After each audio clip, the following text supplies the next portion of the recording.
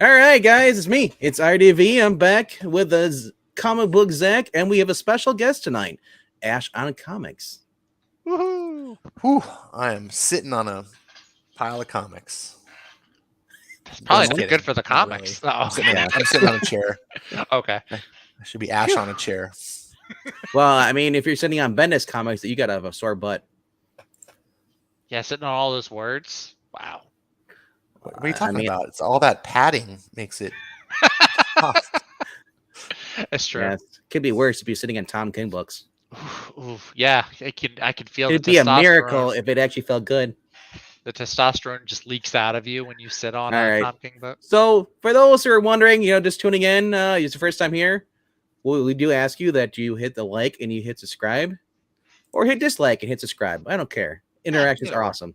Also, what we're going to be doing here is every week on Tuesday nights we have the top 5 Tuesdays, where we take 5 books from our pull list that we think will be the best books of the week. And well, this is the follow-up. This is the best of the week. We talk about the new books that came out this week, and what we do is we like to rank what we consider to be our favorites. Whether it's 12 or 5, whatever. We go from least favorite to favorite. That's right. I forgot about that. I got him. You got him. You got my. I got you, Breen. All right, thanks, brother. I'll pick up the slack from that. I know I dropped the ball. I'm like Harry Bosch. I get too busy doing things.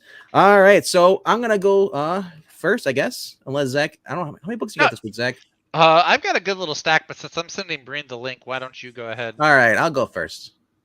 Let me here. Get this full screen. Oh here. my God, my eyes! I'm sorry, that was left over from the auction last week. I didn't get to say it, so I just right. Out. That's okay. All right, so I got a good stack of books here. I'll go first, and least favorite, but not worst. Because, I mean, my books here I show off are not horrible books. This is the best of the week, and not worst of the week. And go with Image number 2. Oh, okay. You did pick that up. Yeah, it has Jeff Johns in here. We got a couple different Kyle Higgins and Scotty Young as well too. I mean, not familiar with Wyatt Kennedy or some of the other ones. Brendan Fletcher. I do know Erica Henderson's on here. That's man, Erica Henderson. Yeah, I might need to go get this book. book. Don't worry, it's not nutty. That's not nut. What? Squirrel it's Girl.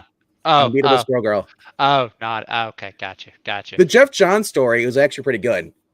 Oh, was it? I remember reading the Jeff Johns story from the first issue. Yeah. It looks like it's a continuing chapter. So it's actually pretty good. And it kind of reminds me, whenever I see snow now, I'm thinking like, oh, it's Snow Angels. All right. So I've been a bit of a comic hiatus, and I'm just now getting back up to speed. And I knew this was coming out because it was solicited months ago. Yeah. But I forgot that it came out. So I kind of missed its debut. What's this book all about? So for right now it's a blizzard going on, and it looks like it's no. I don't mean like he doesn't mean that particular. Oh, story. the whole entire thing. The whole thing, yeah. This is kind of like Skybound X. You're getting a couple different stories in here, and they're continuing on. There's about there's an Ice Cream Man story here too. That's why it skips getting in it. 2, 3, 4, 5, 6, 7, 8, 9, 10, 11. 11 books in here, and they're all at part 2. Some are 12 issues, some are only three parts, some are 4. So, and then you said you're getting basically our first books. I think these are going to be going into actual ongoing stories. Some of these, and some of these are just continuing stories. Like there's a new Ice Cream Man story in here. Like I said, the art in some of these is good, and some of them it's kind of weird. There's a story in here where I saw an interesting panel. I was flipping through it because I didn't get the chance to read all of them. But you can see you get the Scotty Young, or no, I think this is Scotty Young. Yeah, you get the weird stuff, the weird art. It looked really clean for Scotty Young. I think this is Scotty Young. It doesn't say. This says it's Chris something in the front. Let me look. Scotty Young is page 32. It doesn't tell me what the pages are, but he had like a little. It was like a 1 page, maybe 2 pages in the last issue. Yeah, but like I said, these are little stories just to get you into.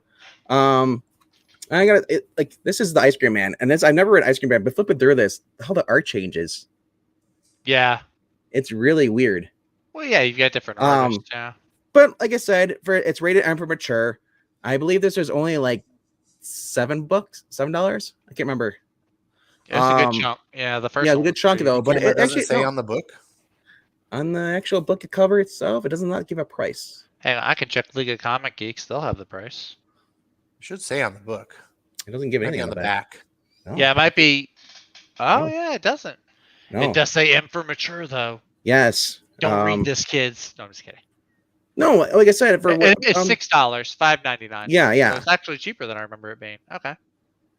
But remember, and then like I said, they even give a little knowledge because got Chief Operating Editor is Robert Kirkman on this. He's for Image Comic Books. So I understand why they did this because, well, they saw how successful Skybound X was with the multiple different stories. They figured, why not do with Image Books? Yeah. And you're bringing Jeff Johns. I know everybody knows who Jeff Johns is. That's a big name. And that's one of the main reasons why I got this. And then, like I said, I'm not a fan of Erica Henderson, but as long as she's not writing, I'm fine. And it's not like I'm looking at Riley Rossmo art. Was she writing in that one, or was she doing the art?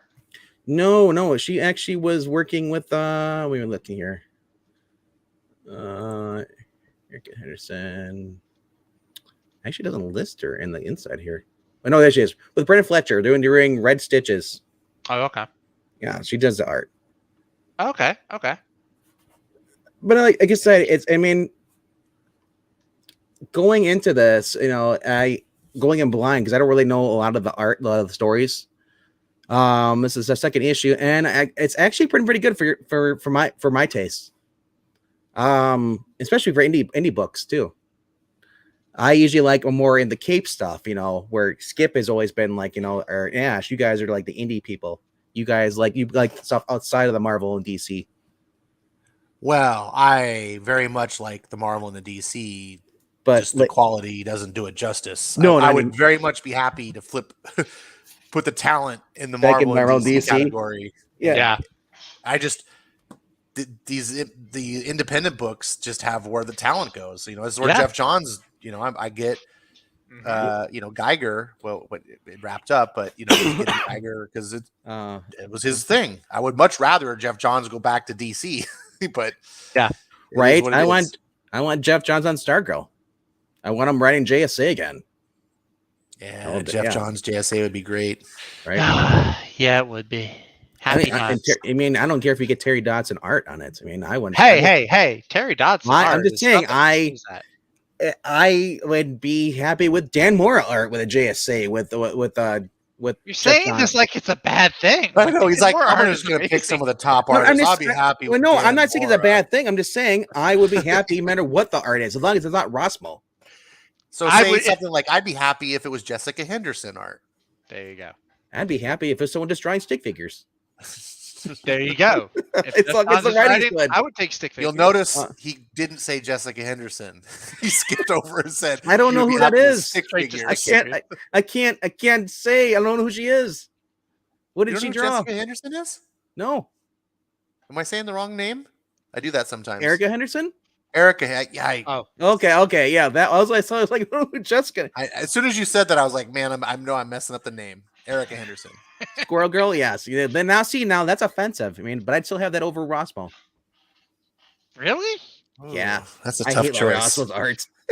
I might actually take Rossmo over Erica.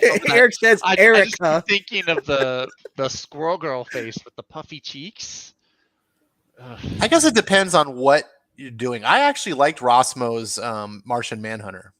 That makes sense because it's all crazy stuff. I could see that. He was drawing like the amoebus characters, like it that screwed up style he has kind of worked. So I wouldn't want to Jessica or Erica Henderson Martian Man. It'd be like all cartoony. If you're dropping acid or if you're just critically baked, you might like Rossmo art. It actually makes sense then. Getting on my next book. This was interesting. It's Jasmine. Everybody knows the whole Aladdin story. Well, Aladdin's not in this. Reading her origin for Xenoscope. Got no time for Aladdin. It's all about the chicks. Don't need no Prince Ali and Baba. This brought in Scorpion Kings in here too. Also in this book too. That's kind of interesting. I was like, wow, there's some Scorpion guys. I was like, oh, they couldn't get the Rock, but they got multiple different guys. Anyway, so her origin is interesting. It's a little bit out there for my taste.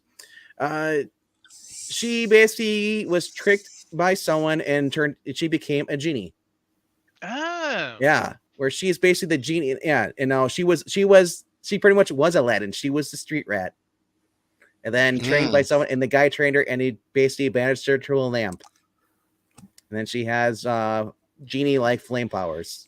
So is this better? Are you going in ascending order? Is this better than the previous comic? No. This is going from least favorite to favorite. So it is ascending. It's a second. Yeah, second this is better than the previous. Yes, better than the previous. It's 72 pages, which I do like. Xenoscope. They give you these quarterly books, and they're like usually like $6.99 or $5.99. This one was actually double size, so it's $8.99. Oh, but I'm not. But I wasn't like now. Most people would say this like, wait, they got rid of Aladdin and just knew the woman. It's not woke. I mean. That's normally you would I would go to when I see this is like, wow, they got to prop up, her and make Aladdin look dumb. Aladdin wasn't even in this. They just got rid of him. Which it's kind of hard. I think it's kind of hard to be woke and cheesecake at the same time. A little bit. That's the thing though. I think you need to do one or the other. But the art actually isn't bad in this. Let me see. Who's the artist on that? It is well, they actually have different artwork for different people. They have Hakan Aiden, goes 1 through 18. And Juan Francisco Mota, 19 through 36. And then 37 to 56 is Renato Ray. So they have like multiple artists on here. And I really didn't notice, but this is I'll show you. It's for here's the origin right here. The very first page to show you. She's kind of tricked by the guy, and then she's banished. And she says how she became the genie and did terrible things for him. It includes destroying villages. So it was, and that's like I said, the art changes in here. It's not. To me, it wasn't really noticeable. I'm not usually a huge fan when they do that with one story. They have multiple artists for one story. I don't normally like that, but it doesn't look bad though. No. Yeah. But like I said, it kept it lighthearted, and it wasn't completely like focusing on making her better than everybody else. She does get in trouble. She does get in scraps and fights. She's not a Mary Sue. Mm-hmm. But they brought in Carpet from those who remember the cartoon. Is there a Boo? Did they bring in a Boo? No, there's no Boo in this. Right now, I was like, come on, where's a Boo? But no money from me, Xenoscope. She comes across. She gets something. She goes. Basically, they're in a dimension that's supposed to be twisted because genies. There's towers which allows them to go between worlds, the spirit world and the Earth realm. Mm-hmm. And where she was in the Earth realm, and then something happened. She got stuck in this world, and then she comes across this like little village, and she basically going against monsters stuff. She has a flame sword. She can also get fire flames from her hands. But it's just kind of like John Connor in a sense where she gets sucked into another world and she's forced to help out. So it was a little long, but it was not horrible still. I mean, if I get a shorter comic book with her, like 32 pages, maybe that'll be more my thing. But this was like 2 books. Yeah. Then we get to a writer who usually I don't care for. I skip them. Because the subject matter is a character I like. Matthew Rosenberg did a little side story, one shot, that takes between issue 6 and issue 7, which is coming out of DC versus Vampires. Mm-hmm. So this is, I'm not gonna. If you're gonna, there's some very spoilery stuff in that. Shot, yeah. If you pick up this book this week, I'm gonna let you know. You may not want to read the series now because you find out something that you may not like. Yeah. But Alfred is alive in this. Yay! Spoilers. Yay for stuff that's Elseworlds and doesn't matter. Everything matters. Hey, look, there's a head for Naomi in this. Hey, see? I've seen that and all. Hey, isn't that show that got canceled? I love when there's advertisements for canceled shows. But yeah. Don't worry, there's also a 2-page spread for Dark Crisis. I thought it was an interesting story. The characters you have the Martian Manhunter is in here too, Honk and Dove. You got the Katanas in here, and then some guy with a spiral face on a black hood. Onomatopoeia. That's the villain. I think he's a Green Arrow villain or a Batman villain. He just makes noises. Who came up with that name? The name was that Grant Morrison? I think Kevin Smith. Oh, that explains a lot. Or maybe Phil Hester. But isn't Onomatopoeia like a really old character? Hang on, I'm about to pull him up. I think Breen could tell us. He's in the chat. Probably still waiting on a link. But I sent you a link on Twitter. Yeah. I think Onomatopoeia. I just ran across that character the other day. Oh, I was reading through the history of Batman. Yep. And he was mentioned, and I thought he was like Golden Age or something, really old. His first appearance was in 2002. Yeah. He was created by Kevin Smith. I'm not going to open this book because there's a lot of heavy spoilers in there. So I mean, I want to spoil it for anybody, especially Ash, if you decide you want to read this. But nope, no interest. Ash is like, no. Well, that being said, let me open it then. The show is just for me. All right. Look at the villains here. Vampire, Zaz, Grodd, and Cassie. Poor Cassie. I know. I saw Cassie. I was like, man, they hate Tim, and they hate that. So they hate Tim. They hate Connor. They hate Cassie. Right? Bart's nowhere. I don't remember where Bart is. Yep. So 1 second. Young Justice gets no justice. It's so derivative to me. Like, I guess just from an outsider, I haven't read it, so it may be the best thing since sliced bread. But when I look at that, I just go, man, I feel like this has been done so many times. It just has a new coat of paint. Like, it's like, it feels like Marvel Zombies all over. Oh, but we could do it with vampires this time. So I don't know. Maybe I'm wrong. And then this is kind of a dumb trope here. We get this. It's like, cartoonist thing. We're running around the different levels trying to find something. I was like, really? They brought this back? Oh yeah, that's a very I've seen. Yeah. I was like, I've seen this before, and after a while it just gets annoying. Yeah. But don't worry, it gets better. We get a milestone ad in here. Oh yeah, the 2-page milestone ad. Yeah. For characters, go a little farther. Because DC Comics aren't woke enough, they had to make an extra woke imprint.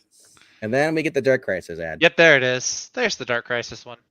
Yeah, you get that, and then we get Wally West, Nightwing, and look at that. We even get Hal Jordan? Connor with a new belt. Oh, I was looking at Hal Jordan. Look at Jessica Cruz is back too. Hey, yeah, I thought she was a Yellow Lantern now. Yeah, our Flora Robin's in there. None of this matters because this is not Dark Crisis. Yeah. look at it's Connor, Superboy. Hey, wait, it's not Dark Crisis? I'm confused. No, this is Dark Crisis. It just doesn't matter right now. I'm just saying, look at that. That is right there. Month. You won't focus in, but that's Connor Kent there in the Superboy jacket. Yeah, it is. You know, he his book won the round robin tournament. So I'm excited because of that part, because I was like, wow, they actually have Superboy in there. They even have Impulse in there too. Yeah. The Demon, Etrigan.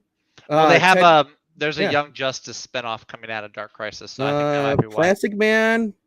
We got in here too. We got Blue Beetle, the Ted Cordwood, not the Jaime Reyes. Dark Crisis Crisis has not started yet. I think it starts next month. So so that book was kind of a letdown, but it was still kind of cool because it's Damian doing just going around just killing people. He's basically vampires. He's basically Blade. Yeah, he's like mini Blade now. Yeah, mini White Blade. Yep. Next book, Sheena. Oh. Not because it's cheesecake, because it's an interesting story, and the writing was a little better in this. That cover absolutely had no influence on none at all. RDV's none at all. What are you talking about? I didn't see anything at all. There's nothing good to look at there. I'm repulsed, as a matter of fact. I don't want to buy that book now. But we do get a monkey in here, though. Hey, there's a Boo. He's in the wrong book. So basically, Sheena is she's a great granddaughter of this businessman who and at this law firm, or not law firm, but like a business place, and they need she was the whole tradition is as it goes through other people. They'll need a family member on the board, otherwise they face like serious trouble. So she's brought in, but but that's it. It has nothing to do with the actual story, though. I don't know why they threw it in there. I guess it's just gonna be a subplot later on. But her and her friend, they basically go to this jungle and they discover like these this ancient like ruins that's been there before everything, and even talks about. We find out that basically her people that she that or the ancestor stuff are connected to the Atlanteans, the lost city of Atlantis. That's interesting. Yeah. So I'm gonna say this: I'd rather read Sheena than read this crap. The fake daughter of Red Sonia. Red Sith. What the what? But did you see? But what about the Samurai Sonia? The Samurai Sonia looked good. Vampyverse looks good though. I like this. I do like the Vampyverse ad. Yeah, I get some that has some big Inglorious Bastard vibes to it. What is someone who likes legacy characters? Marco Andop took over Red Sonia, which the book I was reading, and then I dropped it because it became about Red Sonia was sent to this village to basically rescue this girl, and this girl apparently has powers. But she has like did you watch Doom Patrol season 2?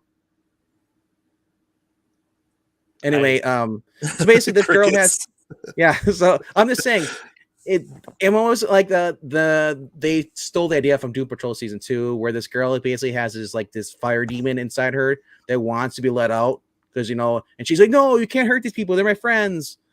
And she basically Red Sonia gets kidnapped protecting this girl, and she's like, I gotta go save my mom. She meets these people where like this girl is a thief. At first I thought it was a boy, then it turned out it was actually a girl who cut her hair real short. So I was supposing it's a boy because boys have higher standing than women do in this village. Yeah, I was like, okay, I'm out. Because Red Sonia is captured, and they're gonna rely on this girl who basically keeps calling her mom, and Red Sonia's like, I'm not your mom, and now it's just got the point where I'm just done with that. Nobody watched Doom Patrol season 2 except for Angleton. So, I need someone to help me out here with it because I don't like legacy characters in general, but someone explain to me, what is the appeal of having a comic about the daughter of Red Sonia? The fake daughter, not even biologically, not even related to. Oh, she's not even. Yeah, exactly. Well, that's what I mean. Because my next question was going to be, how does Red Sonia have a daughter? Does that mean she finally gave it up to someone?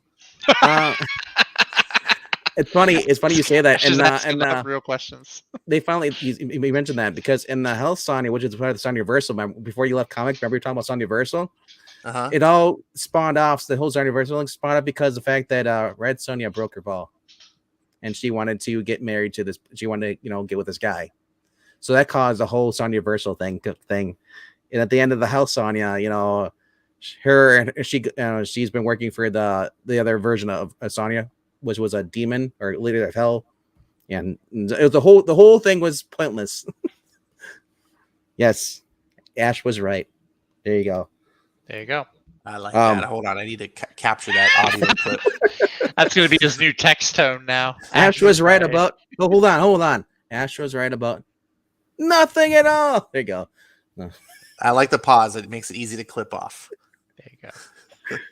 Can you see the smile when I was saying it? It's not real. Well, if he has an audio recording, it doesn't matter. Good thing YouTube doesn't allow you to download videos. What? Of course they do. No. All right, my next book, because these are getting better. Believe it or not. So Sheena is the best so far. Out of the other ones, yes. So far books. Yeah. But this is now better than even Sheena. Van Helsing. Van Helsing. Vampires. A lot of Xenoscope in this list. Yeah. Well, it's Venkman. Well, Xenoscope books come out. Basically, there's 2 Xenoscopes. So every other month, there's 2 Xenoscopes that books out. And I started to pick up Van Helsing because at first I was like, okay, what is this? And then I started reading. She's the great granddaughter of Abraham Van Helsing, and she goes around. She hunts monsters in the modern world. So basically, it'd be like if you remember they had Sherlock Holmes in the modern world. This is Van Helsing taking place in the modern world. but it's not as crappy as the sci-fi show that was on. She hunts monsters while being about as scantily clad as possible. Yes, she has the fishnets, unlike Black Canary. Look at that fishnets. Right? That is how you fight monsters, ladies and gentlemen. That you know what? Even monsters have urges, but in the book though, she actually wears pants. She has a leather trench coat and pants, and it's Well, it's nice. You look at that cover and you immediately know that you're not getting something woke. There you go. Well, the cover is usually for the peel, and then the inside was like they're in the catacombs under Paris, which is a real thing. Basically, what happened in this book here, and I'll just spoil the heck out of it. That's all it. I don't care anymore. Oh man, I was gonna read. No, I'm just kidding. No. The reason it's called Bloodborne is you think about it, it has to do with a pathogen. No, it's not COVID. It's actually something that could kill you. Monkeypox. There you go. No, there's a scientist, her friend here. He showed in the first book of the book here. You see him. You see him next to him. The gentleman. Let me go. Get him here. He found a virus that was frozen on ice. Basically, and he was going through like, oh, look at these cells of. The problem is that the cells started mutating, getting bigger and bigger. They broke out of the petri dish. They bit his science partner, his lab partner. That guy turned into the monster. And then when he bit other people, they all got turned into these crazy monsters like this. Really? And I know what you're saying, Rhaegar. If you're there, it's hentai. It's tentacles with teeth. These ones do suck, and they do bite. See, Riley Rossmo would be good at drawing that stuff. Yeah, and I can see it. So you see right here in the pages here, they're looking at the cells right here, and and later on the cells get bigger and bigger. All of a sudden, the cells actually have teeth. They use like microscope, and they have little teeth, and then so they're like, oh, they're making fun of it, like, oh, it's like zombie stuff, and she's like this kind of belittling until the guy goes to petri dish, and they jumps on his nose, and then he gets infected, turns into that giant monster, and then he starts biting other people. They turn that. So the only way to destroy him is just basically through incinerator devices. And it leads them to the battle at the end of the catacomb. And so it's like, so at first, this is 32 pages. This is much better than the Jasmine book. I'm more into the monsters, vampire stuff. The other one's just kind of like, okay, this is kind of this stretched out too long. Ash, if you're gonna drink Mountain Dew, you're gonna get the flaming one. Hey. Actually, I still want to try the Dr. Pepper, the dark berry one. That one looks really good. Pixel said he tried the new one. The Dr. Pepper? No, the new flaming Mountain Dew. He said it was good, but it was spicy. That's all. My brother has it. He's got a 12-pack actually because they don't sell them individually. They do. You have to buy like a big. Kroger, they do. Kroger had individual bottle. We don't have Kroger in Louisiana. Yeah, I saw them at 7-Eleven, but they're like $3 a bottle. Oh, that's insane. You know what? It doesn't. The price makes no difference to me. It's the fact that it's gross, and I would never want to drink it. It just sounds horrible. But you don't want to pay $3 for something that's gross. Like if it was, I would like to taste it, but I don't want to throw my money away. I didn't want to taste it. It's like, oh. I would try it. I'll try any Mountain Dew. I'm like Haggis. If Haggis was 99 cents, I still wouldn't want to eat it. Ugh. All right, now we're getting better. Better than Van Helsing? Oh, wow. You got the Psych and Wits cover. What do you say? Psych and Wits? Bill Sienkiewicz. Sienkiewicz. Whatever. Tomato. You want to be a comic fan. From now on, I'm just going to say I have the Psych and Witch cover. Psych. That is a cool cover. That's a really neat cover. This is the incentive. So I had to pay extra for it. For an actual cover that actually looks good. Actually, like I said, this book was pretty good. I had to catch up. I was behind 2 issues, and this is Jed McKay writing this, and it's actually been really decent. They introduced a new interesting villain. Mm-hmm. They even have, like I said, for a while in this series, they actually introduced the right hand of was it the left? Which was Moon Knight the right or the left hand? Because there's 2 hands. I think Moon Knight is the right because the other guy is the left hand. The left hand, I think. Yeah. Khonshu. Yeah. And this issue, in order to help his assistants and every people back in town because he's way across the part of the city. can't get there in time. He has to pray to Khonshu. Who Khonshu is trapped in Asgard. I guess apparently this happened in the World of Realms. I'm not sure. I think it did happen in. Well, there was an Avengers story that. Where the Avengers, Anyways, they imprisoned him. Aaron, I didn't read it. He's in Asgard, in Asgardian prison. So and he's like, Khonshu. He's like, just because you're in a prison doesn't mean you can't help me. I'm your avatar. So he's Tahillim has the name of the Hunter's Moon. Hunter's Moon is the other guy. Yeah. So yeah, like I said, for Moon Knight, for being the newer stuff, this is actually good. Although I still like the Doug Mensch one of the 3 personalities. This was still kind of cool. So definitely check it out. I want to check that out. I read the first 3 issues of that series when it launched, and Zach was jumping through hoops and getting all excited, and it's gotten better. I think it's gotten better. And I was like, but I didn't quite love it as much as Zach did. But after the series, I have to say the MCU series, which had its flaws, it made me kind of excited for the character. It made me want to go pick the book back up again. So you're saying it's still good. I think that it's still entertaining. It's not the craziness like you're getting in this series, that the TV series they did. Yeah, it's still got some of the supernatural elements to it, but it's not as it's still Mark. He's Mark Spector. He's not. There's no other Stephen Grant personality, all that stuff. Yeah.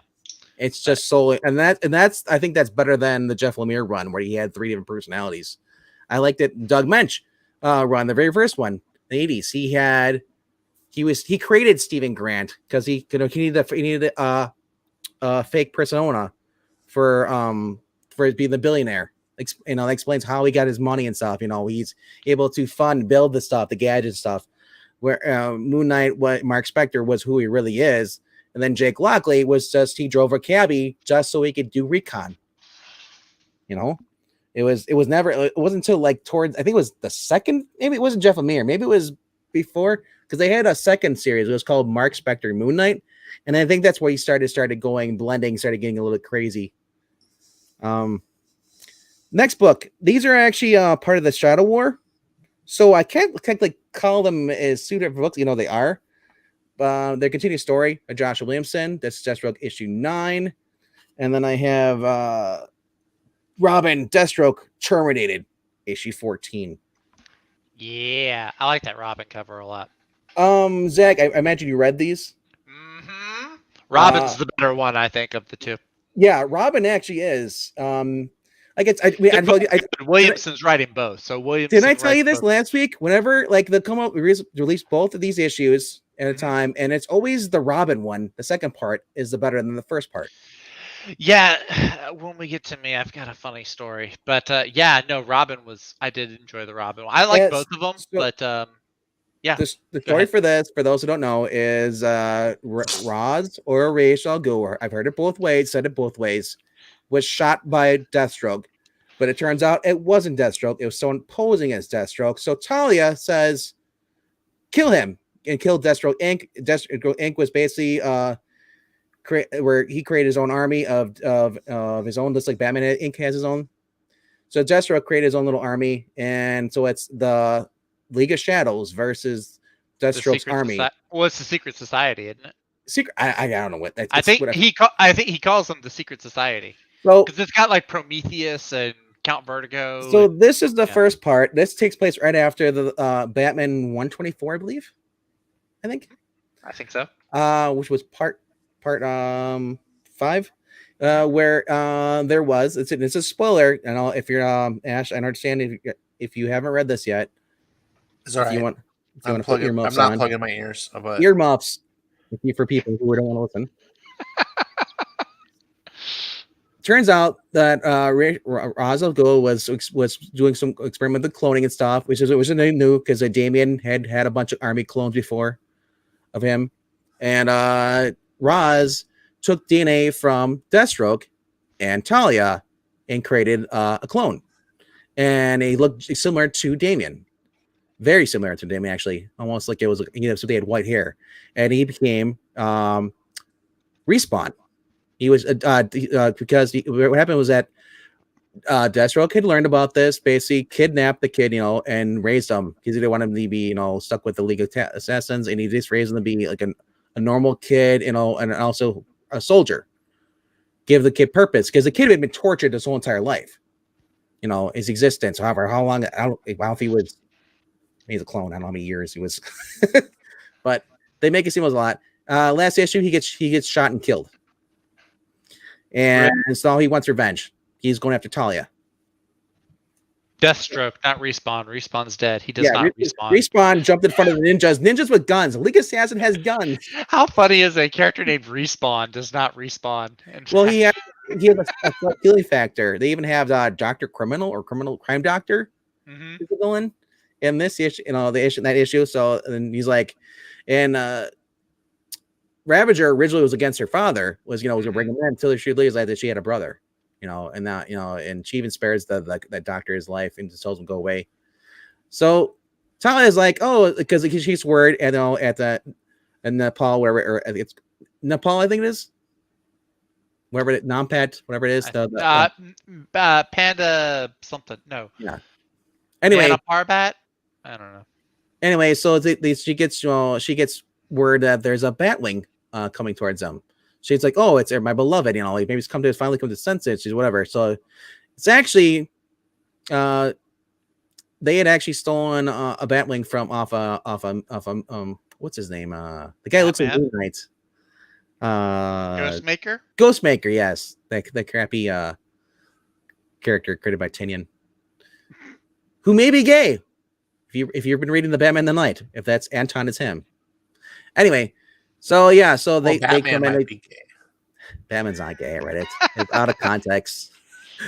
Totally out of context. I was reading in context, and gay Anton and Bruce Wayne had a moment, and they took the ledger. I have never had a moment like that with another gay man because I am not gay.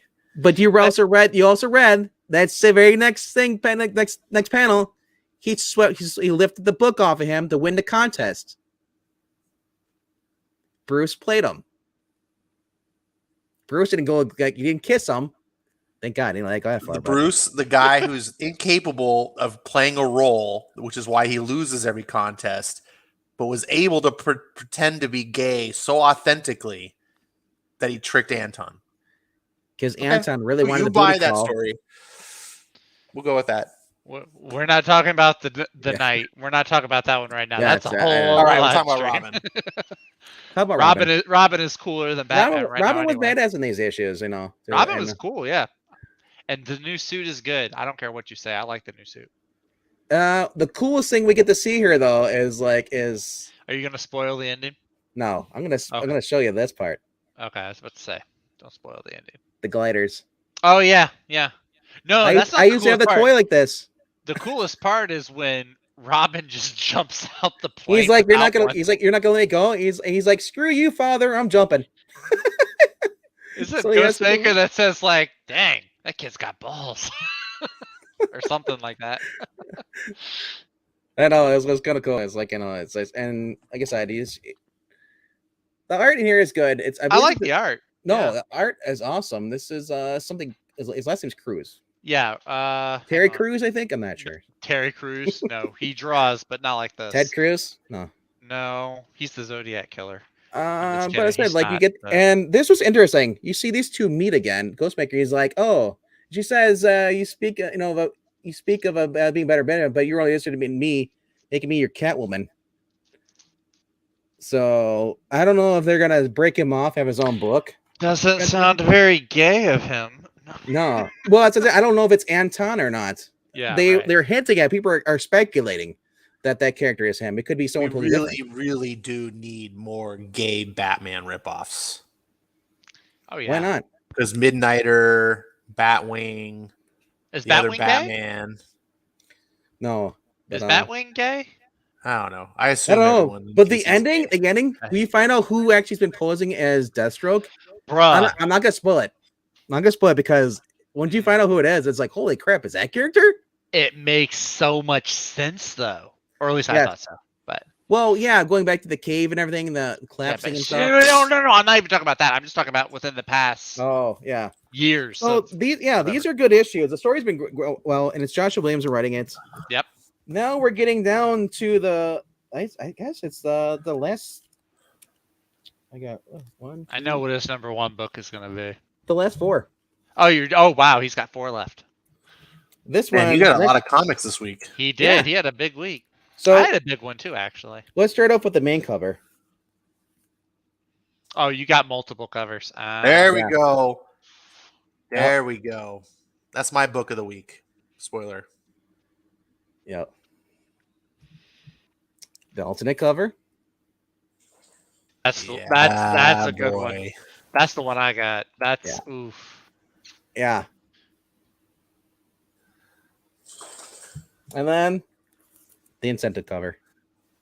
You got all 3? Jeez. I can't pass up. That's an awesome cover. And he looks like the normal Batman Beyond, unlike the inside. It is cool. I didn't know they were doing incentive covers for White Knight. Yeah, I did. It just that's kind of disappointing. Actually, this was the first incentive. Yeah, they didn't. Oh, is it? Oh, okay. I think so. As far as I know, it's the first incentive. But the book has actually been really good. And if you've been following this, Ash, have you been reading this at all? I haven't read the 3rd issue, but I have. Oh, all right. I've read the first. You know 2. exactly what's going on with Jack Napier and Bruce. Yeah, it's a cool series, man. I'm digging it, and I'm not a Batman Beyond guy. Same. No, but I don't even buy Batman books, but this whole Sean Gordon Murphy verse, I know. That's probably my hottest comic. My only gripe with this is the fact that Derek, they switched it because the fact that Bruce was been in prison all these years, and his public identity is Batman. Now Derek Powers, who in the original universe killed his father, Terry's father, he's got control of the Batsuit and he's got control of Terry. But that's the only thing that's kind of irks me, But I love the new suit. Well, things have to play out differunly because Sean established a world that played out differently. So everything is a ripple effect because if you unmask Batman, there's a ripple. Right. Zach hates Batman. I mean, I don't hate Batman. That's the new costume though. He basically doesnn wear a cowl. He spray painted the chest plate. He's like it's revealed that this is actually a low tech suit, so that people can't even though he can't go invisible. Don't spoil it for Ash. Oh, that's all I'm saying. Calm down. Well, I saw the suit. You see that at the end of the issue 2. Yeah, that's true. And you also see it on here too. Yeah, that's true. A better look because you can see he spray painted on the top. He's about to get hit in the back by. It was yellow. Terry McGinnis. Look, he's got pouches. I like the yellow with the gray. I like that suit. That's a really cool suit. See now, you see how Sean draws Batman on this. Yeah. Compared to the incentive cover. I actually like Sean's version a little bit better, to be honest. Yeah. That's just me. I'm like, oh, it's Oliver Queen dressed as Batman. Wait, didn't he draw the incentive cover? No, the incentive was somebody else. Daniel Wynn, I think was his name. Yeah, look at the difference. I'll pull him up. Oh, okay. Yeah, I guess now I can see. Yeah, the full face.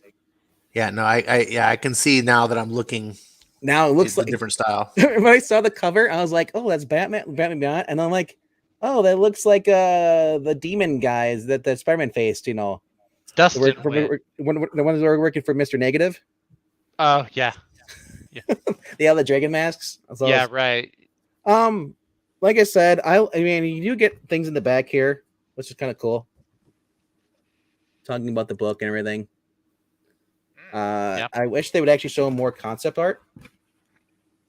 Actually, hold on. They actually do. I forgot about that. For the next issue, they went in the back. They always show concept art, but I'm not going to show you because, well, that's spoiling it. But yeah. So I mean, there's only 3 books above that I actually like more than this.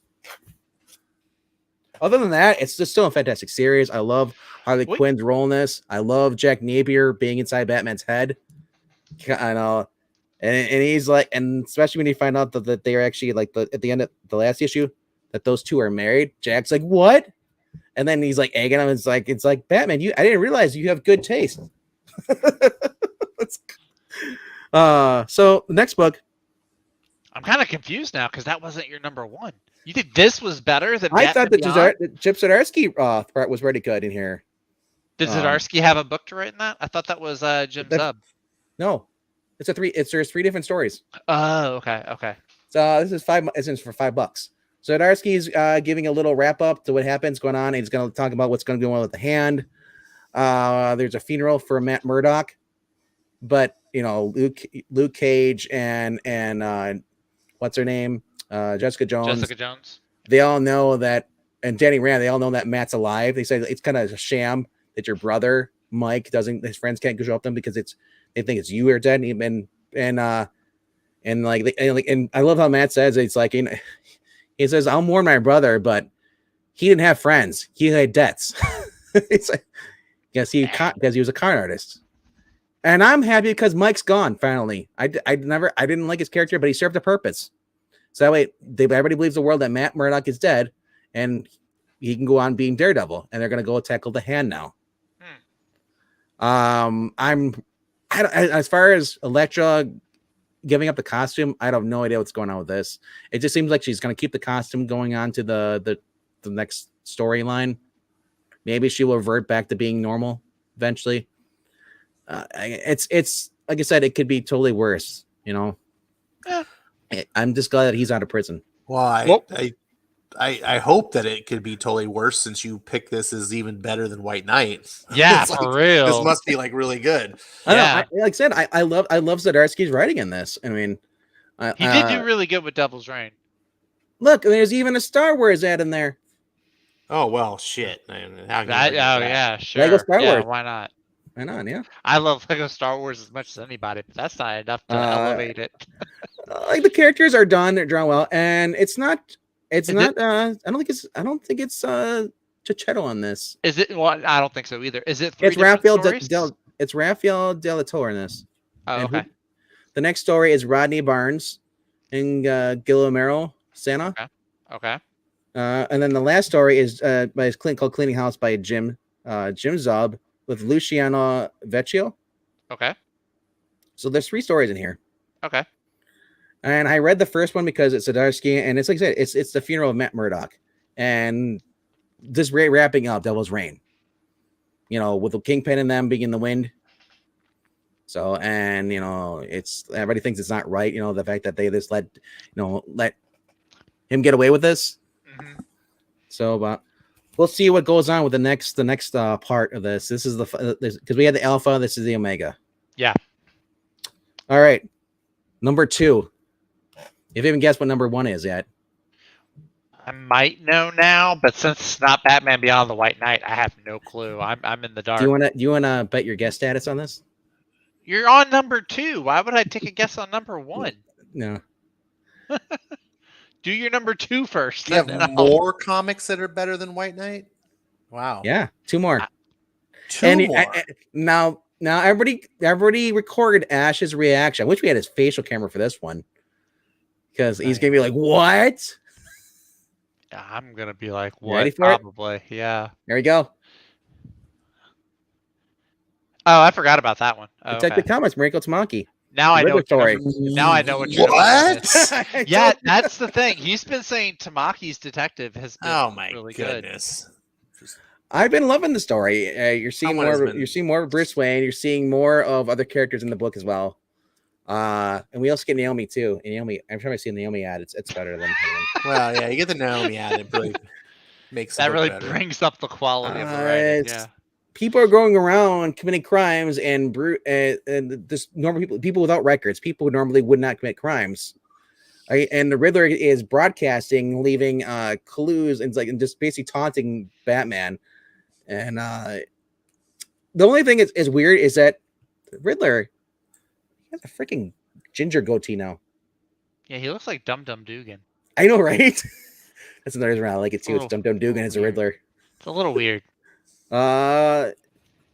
I'm happy to just see a Batman book where the Joker isn't a bad guy. This has nothing to do with Shadow War. Mm-hmm. It's a separate thing. Okay.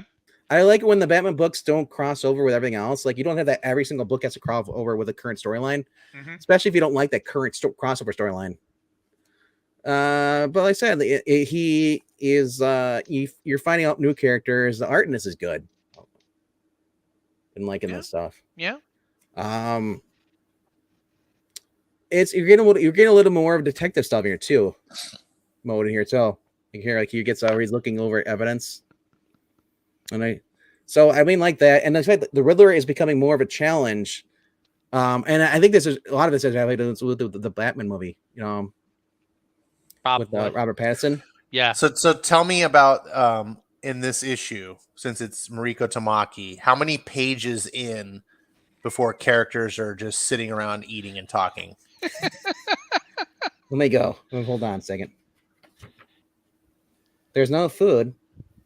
Well, hold on. Okay, it's page 1.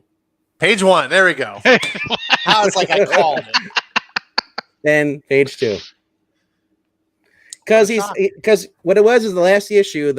He suspects the judge of basically planning out her own bomb in her own office, and he can't figure why. Why would this judge, do this during court trial? Do this? So he's going undercover as himself, and just trying to get information, kind of swarming her, and then he said he gets a call from Deb Donovan. Is that because he finds out that this girl in here is actually the judge is the daughter of Deb Donovan, who is basically a journalist he's been working with since Future State.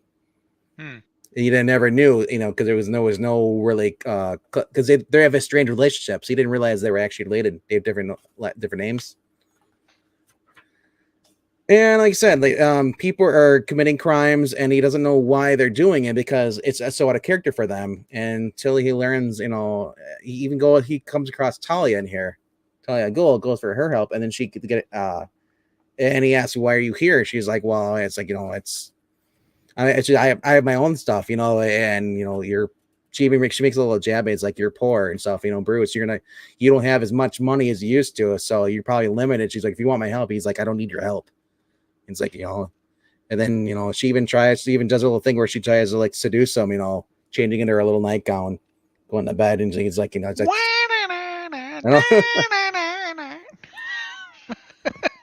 and then it ends off with someone getting shot at the end, and he learns more that the people are doing this have been receiving notes from the Riddler, and it's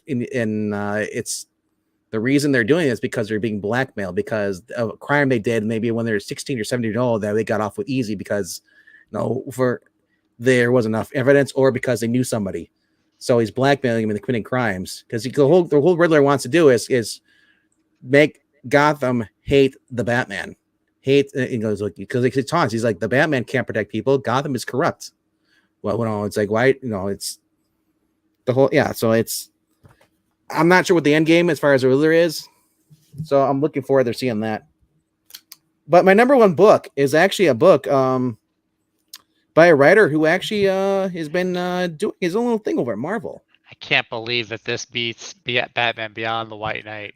I can't believe it. I know Mariko Tamaki beats it. You might respect this a little bit more than Mariko Tamaki, Ash. You might respect it a little bit more, but you're still going to be dumbfounded. Number one book. Okay. Like Kate's.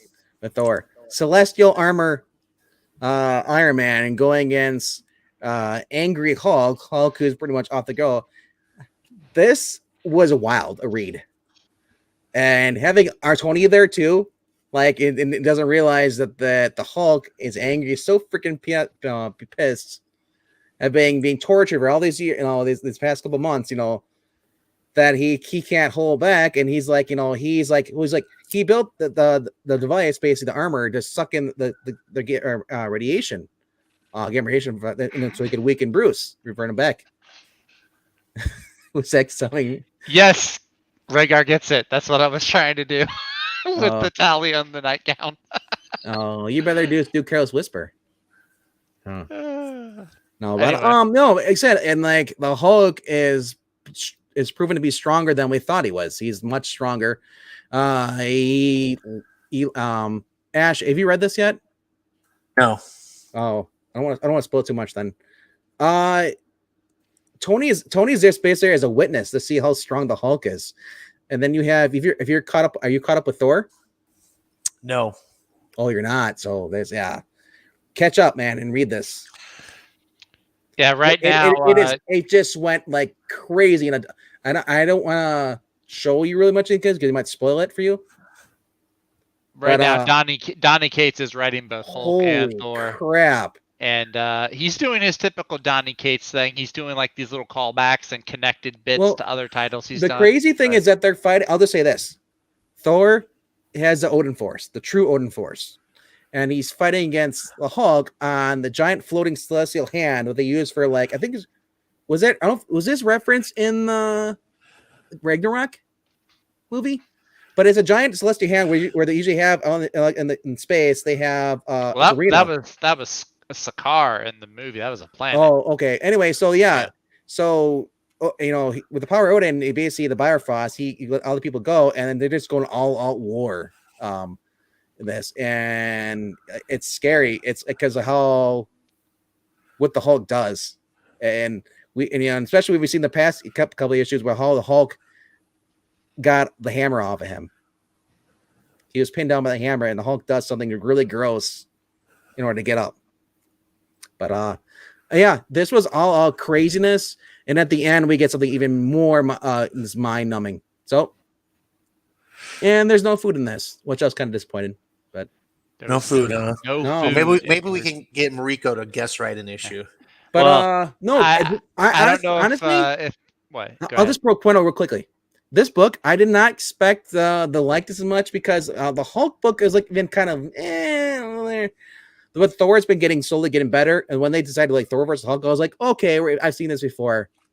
No. Donny Cates, as much of a tool he is, he pulled up the stops and said, yeah, the whole hold my beer thing. Yeah, right. You're not worthy to hold my beer. Look at this crap. And it's not even crap. I said everything else, Marvel right now sucks compared to this as far as the new stuff. Oh, okay. Even better than I'm enjoying this more than I enjoyed Zdarsky's Devil's Reign. This is better than King in Black. I like King in Black. So it's been worth money for me. Worth the money I paid for it, which I believe is $3.99 for this. Yeah, I was surprised they kept it at $3.99. Yeah. Yeah, I know, for being a crossover thing. Mm-hmm. Normally, I've been a big proponent for Zdarsky, so not Zdarsky. I'm sorry, Cates. I have been a him too, but Donny Cates, I've been a big proponent for. Yeah. I've just never been a big Hulk guy, so when they launched the book, exactly, I didn't jump on it because I was like, it's not because I don't like Donny Cates. I do. I just was like, I'm just kind of tired of bouncing around from book to book. I wanted Donny just to stay on Venom, and they moved him, and I'm like, so he's going to be on Hulk, but it's only going to be a matter of time before he's off Hulk, and then someone else replaces it. And I'm just tired of series getting rebooted over and over. So that was just my thing. But I did get to read the first issue, and a lot of people had mixed reaction. Like, some people were like, oh, what the hell's going on? But I was thinking it was really interesting. But I've just kind of, my problem is that Marvel has so they soured me on so much that even when books are good, which I've been liking Thor, I just don't have the enthusiasm to pick it up and read them, just because I don't know. And I need to get that back. And it's part of it's me. I've been on a hiatus. I hadn't read comics for months at all. Yeah, I've been catching up, and Thor's just been kind of on the bottom of the stack. So I need to pick those up. But there's a lot of other books I've been reading. So I'll quickly go through. I'll quickly go through my back issues I got today. Oh, you got back issues. Yeah, okay. And then well, I'm getting close to Breen's age. There's more. There's more. There's more. Eric Green, he's like pulling them out from his seat under him, like Eric does. I am actually with these, and then we'll go to your stuff. Okay. So these are in order by I guess I put them in numeric order, and let's just say, what if I had a bunch of books? That's pretty sweet. Yeah. Oh, I want that for my collection, my What If collection. That's pretty awesome. That's a great one. That is probably my favorite What If. Yep. That I can recall right now. That's probably the favorite one that I have. Oh, that's a good one.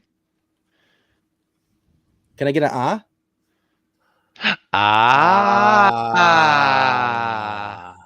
Yep. That's neat. And this is for those who like Guardians of the Galaxy. Huh? Oh, I like that. Ooh. Ooh, the Cosmic Avengers battle. Oh, dude, that's awesome.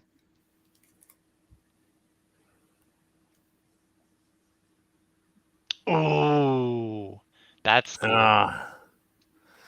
Speaking of Punisher. Speaking of Thor. Oh, dude, I like that one. Wow. What if Rogue got the power of Thor? Because that's the power of Thor. That is pretty sweet. She absorbed the psyche.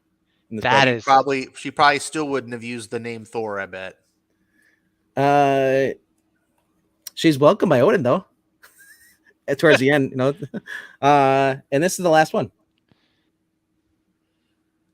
Kind of ironic, isn't this?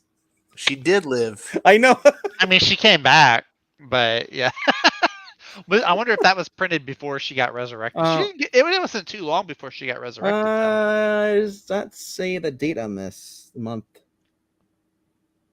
Let me see if I can pull it up. Oh yeah. Plus, you see the bottom part. What's that? Oh, Hank. Oh, man, poor Hank. Hank Pym. I was actually talking about that with the guy at my LCS because because we were talking about how Peter Parker is the whipping boy for Marvel right now. I was like, yeah, dude. I remember when Hank Pym was the whipping boy. When I was at Walmart, came across this. Oh, that's interesting. Yeah, comes a little stand, and then it actually comes out. I know. This is kind of cool. Oh, pretty cool. I like that. Yep. Oh, and it folds. Yep. Pretty cool. Now, if you throw it at a wall, will it stick in there? If you were here, I'd throw it at you and see if it sticks. I believe it. I believe it. I don't think it would stick to you though. And then I got one more thing. I don't know. I eat so much cake. I'm pretty much just a doughboy right now. Probably would. I love this. It's so cool. Robert Downey Pinkman. That's a good one. I came across this too at Walmart. They actually had this. Yeah. Does it extend out as like telescopic? Oh yeah, I'll show you. Looks pretty short. Oh. Yeah. Interesting. Cool. Walmart's got some cool stuff. Mine has I get to go on there. I still haven't gotten the Firestar statue there for mine. That's pretty neat. So. And then currently there's like I don't have batteries going on the side, but I was like, if you push a button in, it freaking vibrates. I was like, what is this crap here? I didn't realize that's like at home. I didn't know Walmart sold those kinds of toys. Thought you had to go to special shops for that. That's kind of cool. That is kind of cool. Like, especially since like Nightwing's really not a mainstream. No. Yeah, he's not an A-lister, really. It's based off the what you would call it, the Arkham Knight game. I mean, like kids know who Batman is, and they get Batman toys. You see a Nightwing toy, they're gonna be like, "What the hell is this?" Yeah, who's Nightwing? Yeah, he was talking about. I can't see it up well because I'm on a focus, but if it focuses back in, probably won't focus in. Come on, get your finger out of my face! Yeah, man. It won't focus though. I was hoping it'd focus, but like back here, I actually have it's the prop. It's basically the Batman Beyond thing, but it's weird. You push a button and it glows blue instead of being red. Like it's supposed to be. That's how I was like, what is it, Nightwing Beyond? But yeah. So yeah. I didn't know you needed a vibrating bat toy. Everyone needs that for their bat thing. I don't like that at all. The bat beads. Yeah. Hey, listen. Speaking of things that vibrate, it's Eric Breen. I'm so disgusted. Hey, you finally got the link I sent you. I would have been here sooner, but when Venkman got to his number 2 book, I got hungry. You saw these, right? The what ifs? Yeah. I was like, really I was waiting for what if Mariko Tamaki wrote a book with no food? How classic was that, Eric? When I asked, like, what page is their food, and it was turned out to be page 1. So, Zach, I'll let you go. Oh, good. You're gonna let me go? I can go away now? Okay. After an hour of Vankman time, you can now show up your stuff. I was about to say, yeah, good gravy. That Well, guy normally had I go faster, but Ash wanted. It was a big week too. We both had big week. My comic pulley. I mean, I've got a bigger stack this week than I normally do. The past month, it's been like I got 5 a giant issues a week. stack. But Venkman's has more calories. Well, that is true. Oh. So I'm gonna actually start off. I know it's called Best of the Week, but I gotta take some aspirin. You know, when Eric gives me a headache. Oh, you got some. You got some. Breen gives you headache pills. Yeah, I didn't write it on there because I'm too lazy though. But I got those though. No, it's not a bit if you don't. It says when Nadia's yelling at you, take 5. Wait, those are mine. These must be Zach's. I just want to have you know that I'm somehow getting blamed for this running long. I like it. I was waiting for somebody to say something. Ash, if you weren't here, he'd be blaming me. Yeah, I don't blame Zach for anything. Yeah, never. He's not here. He shows up late. I didn't get the link in my normal spot. Anyway, so I'm gonna do the same thing. I'm gonna go ascending order. Starting with actually a really bad book. I know this is Best of the Week, but I just want to, maybe this will stop somebody else from buying this book. It'll save a life, maybe. Don't buy this book. Do not get, this is the finale. This is thankfully there's no more after this. This is Teen Titans Academy number 15. Line subtitle, the legacy does not continue. It ends here. Thank God. I just have to go ahead and here. laugh. There's your favorite Flash person. There, go ahead and laugh. Oh, jeez. She doesn't even say anything. I think she didn't even make an appearance in the book. Actually, I need to know, what is the point of the Teen Titans Academy? Isn't the whole point of the Teen Titans that they are an academy? So that's just like the New Mutants having the new Mutants. Yeah. So originally the point was the Teen Titans that we all know and love. You know, Nightwing, Cyborg. You know, the new Teen Titans, Marv Wolf and George Perez, that era. They were taking it upon themselves to train the new kid superheroes, the up and coming superheroes. So they had the upper class. Titans. Yeah, the Titans took it upon themselves to train the new Teen Titans. Yes, but instead of just having them they were the Teen Titans Academy. They turned it into a school, almost like a Professor Xavier school, and it was, and so so it's been rough. It's been a rough ride. Someone has to teach them the proper pronouns. So that's the thing too. So Tim Sheridan, by the way, wrote a really obnoxious Twitter thread about this earlier today because this is his final issue, and he was like, "Oh, it's been so great working with you." So he somewhere in some interview, there's all these new characters, right? Like the Flash, who's the double amputee. There's the Gotham Bat trio. There's these trio of orphans from Gotham. That one of them is Man Bat, and all these other new heroes that hopefully all get forgotten about. There's the new Ragdoll Stitch or whatever she's called. All of them, according to Tim Sheridan, are written to be LGBTQ. Which is, hey, listen, if you want to have a character that's actually interesting and that's just part of their character, by all means. But he makes that a defining part of, pay attention to, there was the big thing several issues back with the Ragdoll character saying that her pronouns were they, them. And Brat Pack, that's it. Thank you, Tehillim. We always give them the courtesy of saying what you just said. If it's just part of the character, that's what? Enough. Come up with something different, DC. That's all you've got right now. Yeah. At some point, there's nothing to be gained by saying, if that's just part of the character. No, because that is the character. Yep. They bring nothing else to the table. And I apologize to anybody that offends, but that's all DC is now. Well, the part of it too that really left a sour taste in my mouth. So in the last issue I thought it was going to be okay. It's kind of cool. This issue totally changed my opinion. They brought in this character. He's one of the Brat Packs. He's got an uncle, and basically he's like a George Perez. Oh, is that the uncle taking advantage of him? No, but it's like George Perez. He's an artist, and he's like the Bat Kid's uncle, and he's like, yeah, you see him here. He's like showing off his drawings. And basically, the way it comes across is Tim Sheridan just writes in this George Perez stand-in to validate this one particular character being queer and gay and whatever. I was like, seriously, the guy's barely been dead a month, and you're using him to validate one of your characters that nobody's going to remember in 5 months, if that. So I like this critical side of Zach. I haven't seen him before. I know this got me. Oh God, yeah, this got me. Is this critical Zachling? This is Zach on comics. I don't know. I'll think of Zach on comics. I'll think of another name later. Yes. But that's, I mean, on top of that, there's also way too many characters going on here, so you don't really get any focus on anyone, whether it's the Teen Titans, the Titans that we all love, or the new obnoxious kids. There's no focus really on any of them. RDV, you were really upset when they combined Cyborg and Beast Boy. They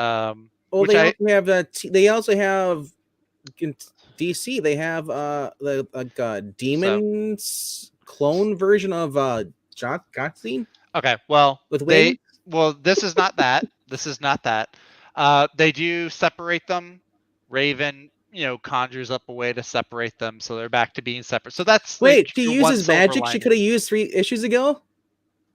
I'm not the writer. I could have done better than this. Because he also definitively, this is the part I'm most salty about, definitively, absolutely breaks up Nightwing and Starfire, which anyone who knows me knows that I like Nightwing and Starfire. Really? Together. Yeah. Absolutely. You must be one. The reason why, because Star-Lord and Rogue to be together. The reason why they're booking. Star-Lord and Kitty Pryde. Star-Lord and Kitty Pryde. So right. Nightwing is the next one to be confirmed gay. No, Nightwing. They're gonna put him with Barbara Gordon because that's what they always do. They always put. Look at what Tom Taylor. Barbara Gordon called it. Hey, did you not read Batgirl 50? She does not want him. Are you reading Nightwing? I'm just saying. From Nightwing, it sounds like they're gonna be put together. But anyway, yeah, that's the wrong Tom. If it was Tom Taylor, they'd be together. But nope. Nah, dude, check out the solicits. Check out the solicits. Oh. But anyway, yeah, thankfully this is done. Hopefully Tim Sheridan stays well away from Teen Titans. This made me, I do like these little short and sweet Twitter reviews every Thursday, reading through the comics. I was like, I need to go find, who is it? Dan Abnett's Titans Run or Judd Winnick's to wash the taste out of my mouth. Because this is just, bleh. So save yourself the money, folks. Save yourself the $4. It's not worth it. Okay. Woo-hoo. That was a good one. That was spicy. I'm just very grossed out the fact they even put those two together, because now that's when they have to go to the bathroom, they both experience it together. They'll never. Well, imagine being Raven and dating one of them while he's connected to Cyborg. Well, they said they cut off the last issue. They said they can't do the romantic stuff at all because until this is fixed. Yeah. Moving on. So yeah, bottom of the stack, that one. No, moving on, I got an independent book this week. This is Adventure Man #9. This is written by Matt Fraction, art by the Dodsons. That's not the one where she's deaf, right? I don't believe she's deaf. No, I think she is actually. Oh, what was that Brina book you read? I believe she's deaf. There was that book about the woman. She was reading a book about the superheroes stuff. Yeah, that's this. It's okay. This. What issue is that? This is #9. Has anything happened yet? That's what I want to know, because it sounded familiar. That's why it's the second best, the second worst one. And it is a really slow running book. There is stuff that's about to happen. So in this volume, she's met this guy on the cover she's dancing with. He's like the grandson of this cowboy type vigilante. Hey, and, not Rawhide Kid, please no. But yeah, she actually. Yeah, there's like this gangster who has now become a ghost, and he's haunting subway tunnels under the city. And so she's found her way down these haunted subway tunnels. The cowboy guy does not know that. They went on a date. They went ice skating, but that had nothing to do with the ghosts in the subway tunnels. So yeah, the first half of the book was really slow, which is a shame. I actually liked the first volume better because it had all of when she's reading the adventure book. That was the coolest part. This is yeah. This is, Green's like, is there actually an Adventure Man in the book? Adventure Man is the name of this kind of Doc Savage hero who is the hero of this book that the mom, that the central figure, Claire, reads to her son. And then she inherits his power. It's so long ago. I'll have to go back and read the original. But I thought that she So was. the answer is no. There is no Adventure Man. There is no Adventure Man. No, yeah, that's put a comma between Adventure and Ma'am. Man. Adventure Ma'am. Yeah, exactly. An apostrophe right in there. But yeah, I mean, honestly, I kind of figured that Adventure Man or any of those earlier characters wouldn't be in here. The Dodsons still do some really great art. So there is that. I like the art. Terry Dodson art is good. Yeah.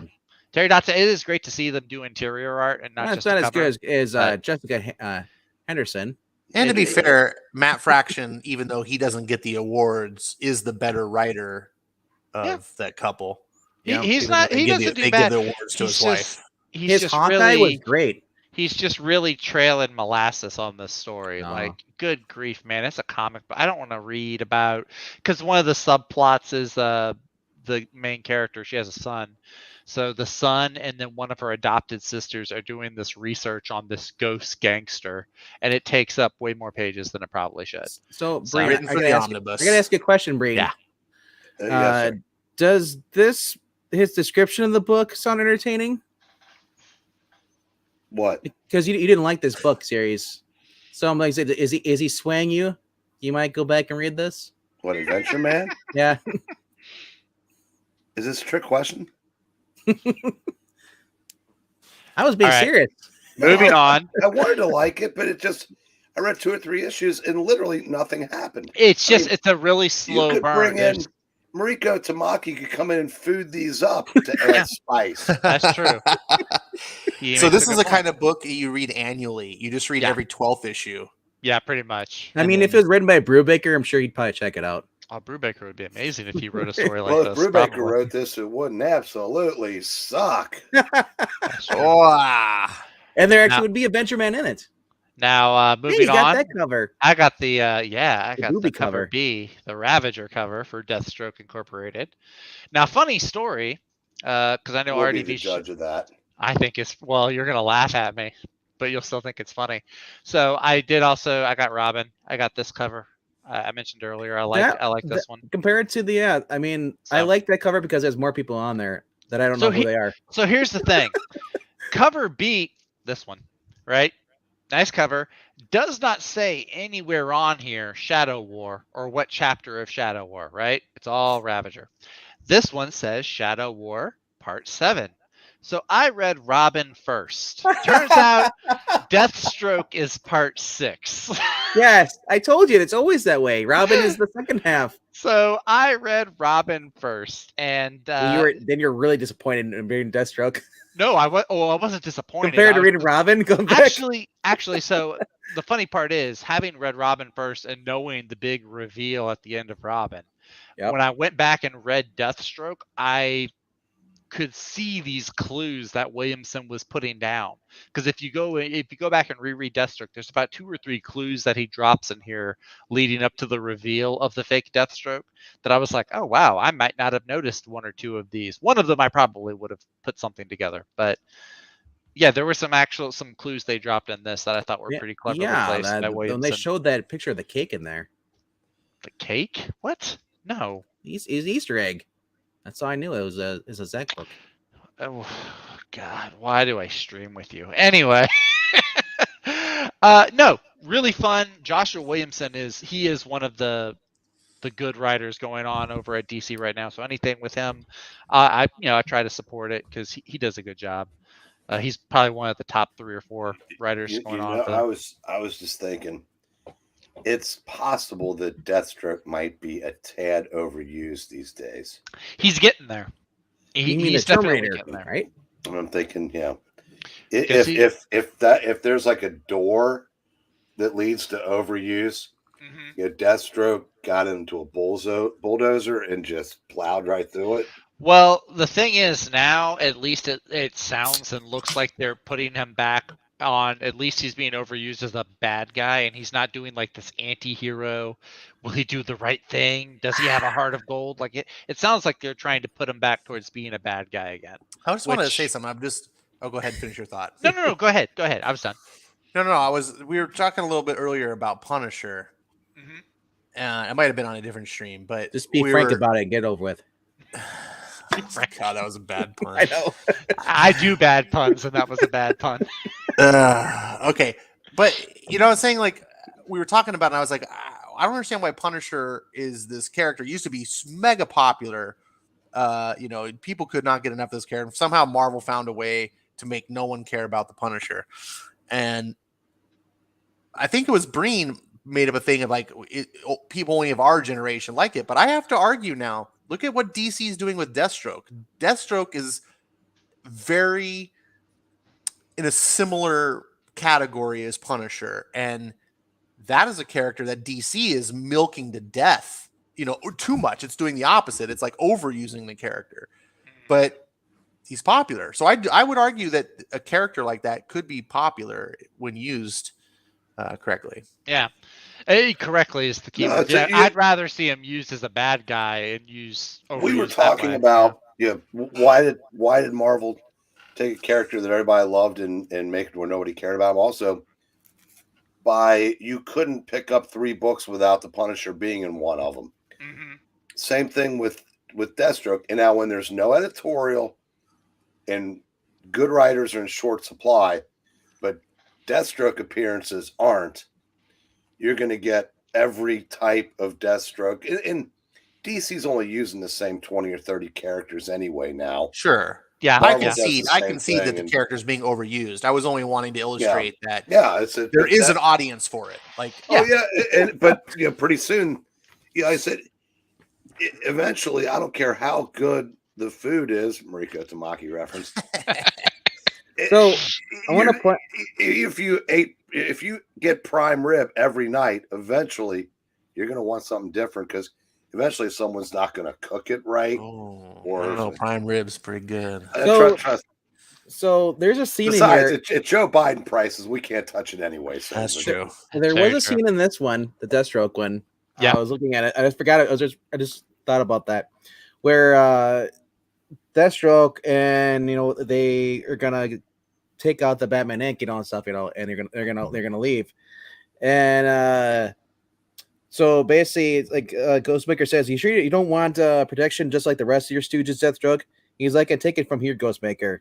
And Ghostmaker, how do you find them? Like, you really don't think I have trackers of my people? Surprised we never met. I heard about stories about you.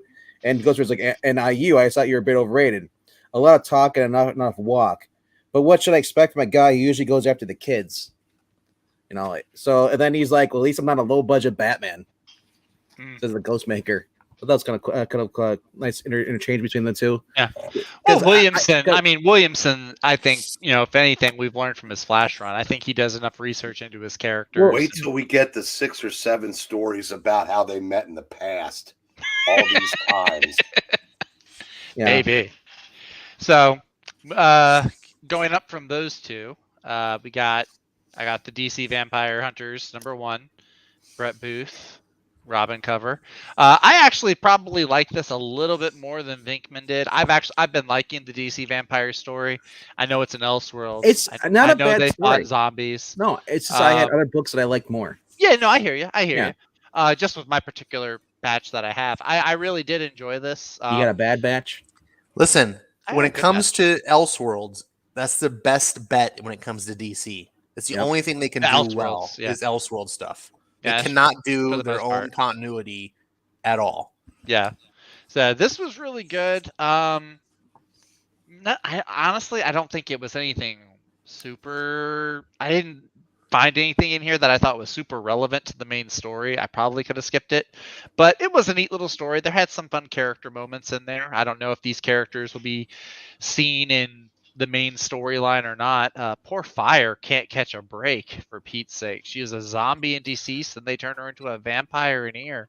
So wait a second, you're disagreeing with Venkman? Because Venkman was saying that book's like major spoilers and could completely change someone's attitude towards the series. If you haven't read the main series, the first 6 issues. If this is the first book with the vampire story that it reveals, who the main vampire is. It reveals who's still alive, who died, and stuff like that. It just gives you. So if this is like going into Star Wars, but you're starting with Empire basically instead of and then look at the cover. You don't see because you don't who's a vampire, who's not. So looking at the cover, So would you both agree then if someone is interested in that book, they shouldn't start with that book? You should not start with the regular vampire series. Get into it. Yes, read 1 through 6, then read this as an interlude. Then when the next one comes out, issue 7, then continue. Exactly. Yeah, it's like an annual, almost like kinda. My shop did not have the Rob Liefeld variant. That's the one that I really wanted. This isn't a bad cover, but this is Moon Knight number 11. I don't hate it, but I just really wanted that Rob Liefeld cover. Vinkman talked about this one already, so I won't stay on this one too long. It is a really great story. That's a villain. I forgot what his name is. Zodiac. Zodiac, yeah. Zodiac. It's not a new villain. Cliche name. He's been around. Zodiac's been around though. Zodiac killer, Zodiac this, He bought the West Coast Avengers. I didn't read West Coast Avengers. He goes back to the 60s. Yeah, he's an older. At one time, he was supposedly Nick Fury's brother, Jake. I thought that was Scorpio. Or did he change No, you're right. That's Scorpio. Okay. Scorpio, Zodiac, 6.5. Ultimate Dragon. I've heard all of them. I beat Breen in comic knowledge. Man, Critical Zach is on fire. Technically, it's 1 a.m. by him, so he's probably a little tired, and he's older than you, so he's. And he's under the weather. So you basically, it's like when Spider-Man beat that was your Buster Douglas moment. So it's when Spider. Do you remember when Spider-Man beat that Fire Lord? That's right. It's you right now. This is me. I'll take it. Man. It took you. He had to wind him down, and then you could look the cheap shot. That's okay. No, really fun. I actually really dig. One thing that I like about this the most is the art style. I think it's a perfect art style for Moon Knight. It's dark, the coloring, the shading, everything. The shading. It's Riley Rossmo. No, it's not Riley Rossmo. It's perfect Moon Knight art. It's Cappuccino. Alessandro Cappuccio. I'm probably butchering it, but it's like you can see right there. It's kind of sounds like something you'd order in one of Mariko Tamaki's books. It does, right? I'll have an Alessandro Cappuccio. You're making me hungry. I'm gonna start eating chips now. Reason number 2 I like this book so much is it has Tiger in there. I'm just kidding. Not reason number 2, but I do like the character Tiger that she plays in here. Really, really cool. It's a setup. I've been waiting for this storyline actually for a while. They've been building up to it where he goes against the Zodiac, and I'm glad we're finally in that story. But RDV talked, about it already. He makes a deal with Khonshu. Really neat little reveal at the end, a certain suit that I really dig. So really fun. If you want to jump back on Moon Knight, Ash, I know you were talking about possibly looking back into it. I think it's a good run. I don't think I might investigate it. Check it out. Borrow RDV's copies. Yeah, check it out. Go ahead. Yeah, you have access to all of mine. Yeah. Now this one is one I had never read before, and I kind of liked it. I'm gonna have to go check out the other, the previous issues. I tried out. Sorry. We just got to point this out. I don't get it. Leah Thomas? You don't know who Leah Thomas is? I know who Leah Thomas is. Referring to your victory over Breen. Yeah. She's a beautiful woman. I get it now. And Eric's always been sick, so that's not really achievement. Task Force Z.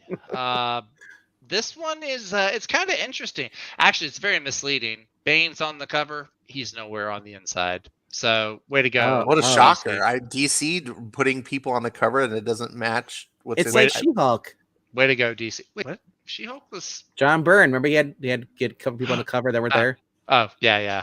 But no, the story on the inside was actually pretty cool. So this takes place at a turning point. Task Force Z is kind of like their new Suicide Squad, so to speak. Jason Todd is leading these villains that are basically zombies. They've been brought back from the dead to serve as Amanda Waller's squad. And this is they're Ashland Comics. They've been brought back from the dead to DC. But is DC killed them? I'm gonna keep on talking. But yeah, this is a turning point. They're about to get like a whole new squad. It's like the Suicide Squad. Mm-hmm. The previous team is kind of dispersed, and they're about to get some new members. But this pretty much just focuses on Jason Todd breaking into Batman's Batcave to steal a serum that he needs. Is Deb Donovan in this? I don't think so. She was in because this. Who is Deb Donovan? Deb Donovan is the overweight reporter that's in the Mariko Tamaki book, Detective Comics. That's where Task Force C came out of that. Dr. You know how she got Dr. overweight? Bloom is in this by being in Mariko Tamaki books. Breen, some people have medical issues. It's not because of food. But Texas, what is actually really cool in this is he breaks into the Batcave. He sends Batman off on diversions. He has Harvey Dent, Solomon Grundy, and some other character who I can't remember their name. But he has them go like rob a bank as a diversion. He's working with Two-Face. That right there is a little off, but anyway, Jason Red Hood being a vigilante and not getting along with Batman. No, he's working with Two-Face.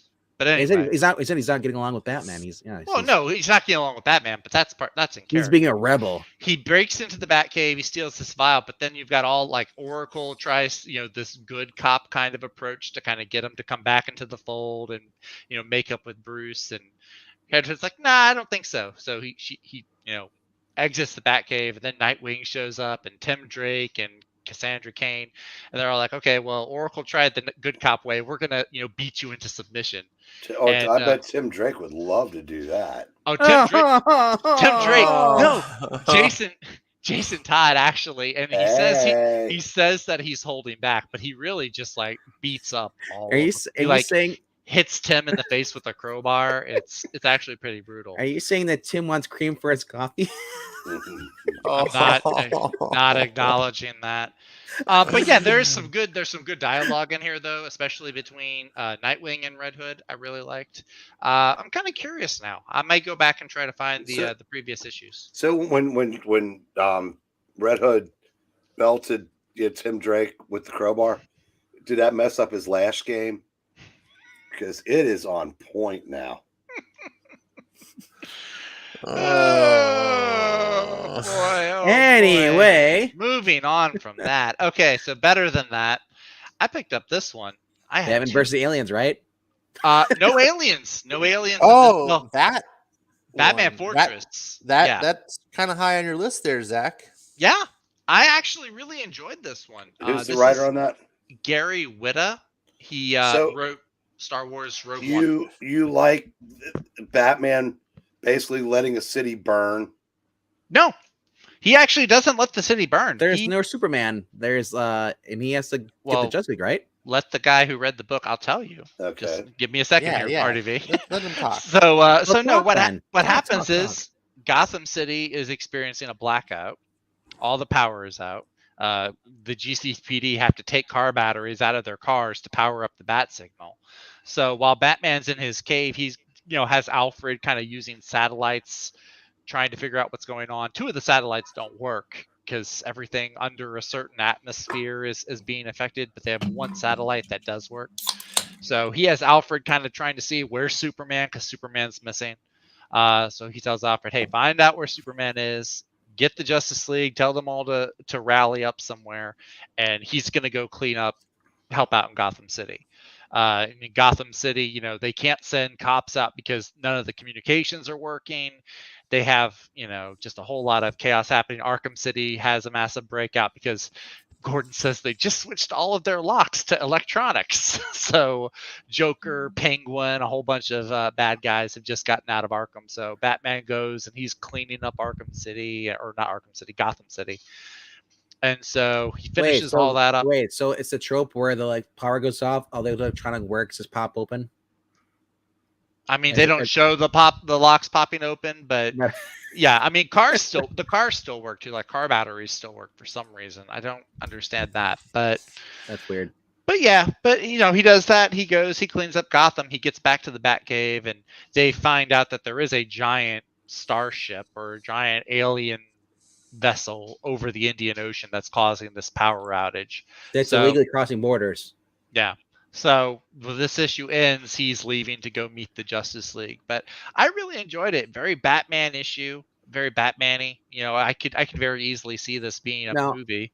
I got some movie vibes from it. From what I could tell, they didn't look like it said it was gonna be a mini series. It doesn't have the little limited series thing, but I mean, it's called Batman Fortress. I don't see it being an ongoing. So my question is, Urban Legends being discontinued? Is one of them an ending? They're gonna just bring in a new one? Because I don't think so. I don't think this is gonna be an anthology like Urban Legends. There is a page in there when like Antifa's looting, and Batman says, It's not my job to protect their profit margins. Wait, you read this? It goes on to elect. No, that page was published on all kinds of Twitter threads, and it is horrible. Yeah, there's no defending that. This guy is a clown. Batman, no version of Batman would ever act like that. Then he goes on to do a lecture in his inner monologue about in my father's day, blah blah blah blah. I said, read the page.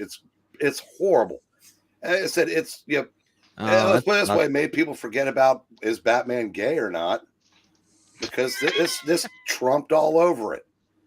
I said, I'm sorry. I'm glad you liked the book, but I'm sick of these guys with no clue. But then again, I blame editorial if it exists. To me that's no better than letting John Ridley shit all over every character to elevate Black Lightning in his, other side of the DC universe. Yeah. Let me see if there's. I just think it's funny. I'm reading more Jed McKay books. Originally he read the first 6 issues of that Black Cat series before COVID and stuff, and then it was supposed to be canceled. They brought it back, and all of a sudden, like that Black Cat stuff, book got better.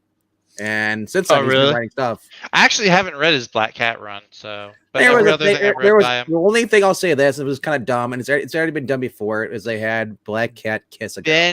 Ben Abernathy was the editor. I remember that was mentioned. So here's actually, oops, just lost it here.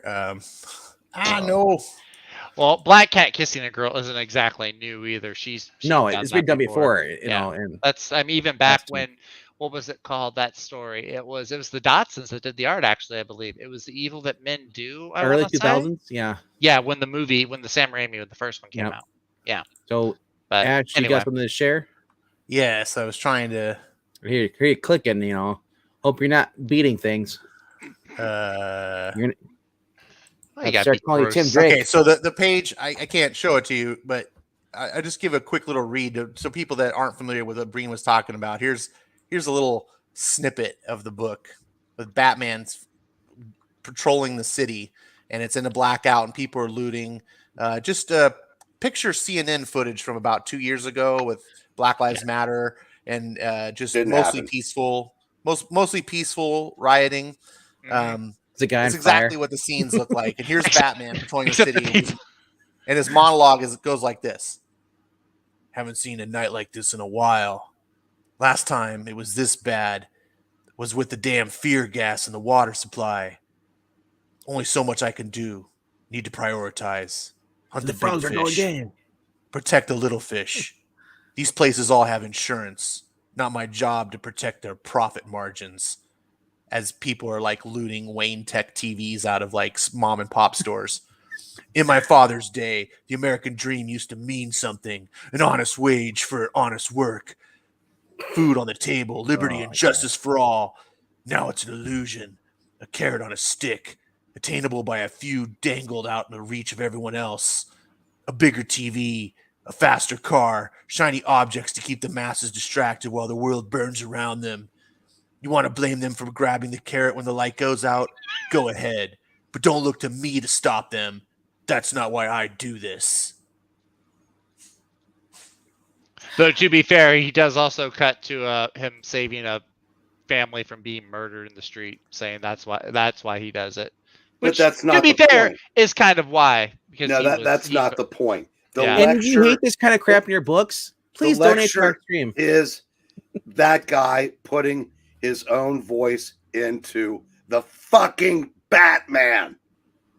Yeah. Now, and also these people are looting a Wayne Tech high def TV, and then Batman is monologuing, criticizing people that are craving just big TVs and faster cars, which, by the way, in his secret identity, he's one of the richest people on the planet who has faster cars than anyone else. Like, he is the biggest hypocrite in this, and he's just lecturing and talking down his nose. This is such a... And who is he lecturing? He's lecturing me and himself. I know. I said it's he's lecturing the reader. Yeah, that's the thing. Yeah. It's you not tell in the them. comic. And of course, and these people that are looting, this is exactly what we saw 2 years ago on the the TV when Minnesota was burning down and the George Floyd riots. Of course, except in these illustrations, every single person is white, which is ironic because in these days you can't draw a scene without everyone being perfectly diverse. Except when it's criminals, then everyone must be white. This is disgusting book. But hey, to be fair, to defend Zach, he did admit earlier that he wasn't really a Batman guy. That's true. I picked it up basically just because I liked the solicit, and I did kind of gloss over that. I was like, because nowadays it's almost impossible to find any piece of entertainment without some type of political commentary in it. Well, so you didn't find one here either. With that being said, a few paragraphs I can gloss over and not have, if it's not like a key part of the story, I can, Okay, I just want to point out, Eric, you used your one F-bomb. We each have one left. I thought we only had two. Tehillim does bring up a good point. Antifa is overwhelmingly white. It really is. That is true. But the point is, I said, they also don't do the looting in this country. Not the ones. Well, anyways, I don't want to turn it into. But it's that's just neither here nor there. Like I said, I'm so sick of any character that's left over from my day being chopped down, knocked down pegs to elevate anything but. And I said, this is not Batman, and this is crap. Instead of reading this crap, read Mariko Tamaki. It's actually good. And I'd rather read Mariko Tamaki. Honestly, other than the food thing, I don't really. That was the first one they actually had food in. The best of the issues, they haven't had food, so I was kind of missing it. I've heard. I've heard you. You're about the only person that's really still defending the run. I've heard a lot of people say it's kind of petered out, started stronger, and kind of like fizzled. It's average, as I'm saying, but it's better than nobody's going to be sorry to see her replaced. I'll just say it hasn't been offensive. Yeah. Isn't Zdarsky That's why I'm liking over it. Batman? Is he taking over Detective? I have no problem with Venkman enjoying the book. I'm really shocked that he puts it over White Knight. That's what I'm just like. But don't we deserve better from the flagship title than that? It's not offensive or it's not. We do. I agree. I'm not saying. I'm hoping that's what Ram V gets. I won't be reading it because I'm done. No, like I said, I'm glad when I can find a book that's not offensive to me and it actually has a decent to average story. Because lately, it's been crap stories, and then it's all about, hey, if you're certain this, we're gonna preach this and just say you're the reader or a horrible human being. I read a couple of them, and it's where I wouldn't put it.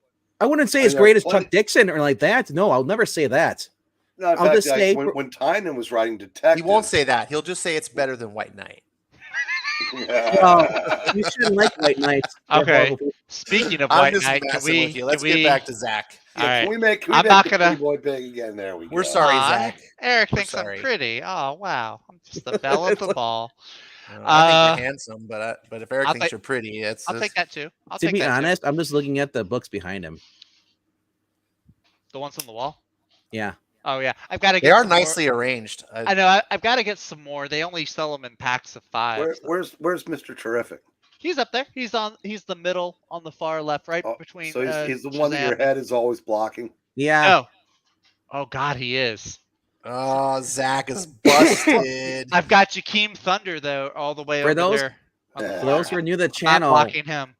for the longest time, Zach would come on, and in the very top one that has Captain Marvel on there would always be a bright white comic book. The It light was all would solid glare white. on it. So he Yeah. had so you can look closely.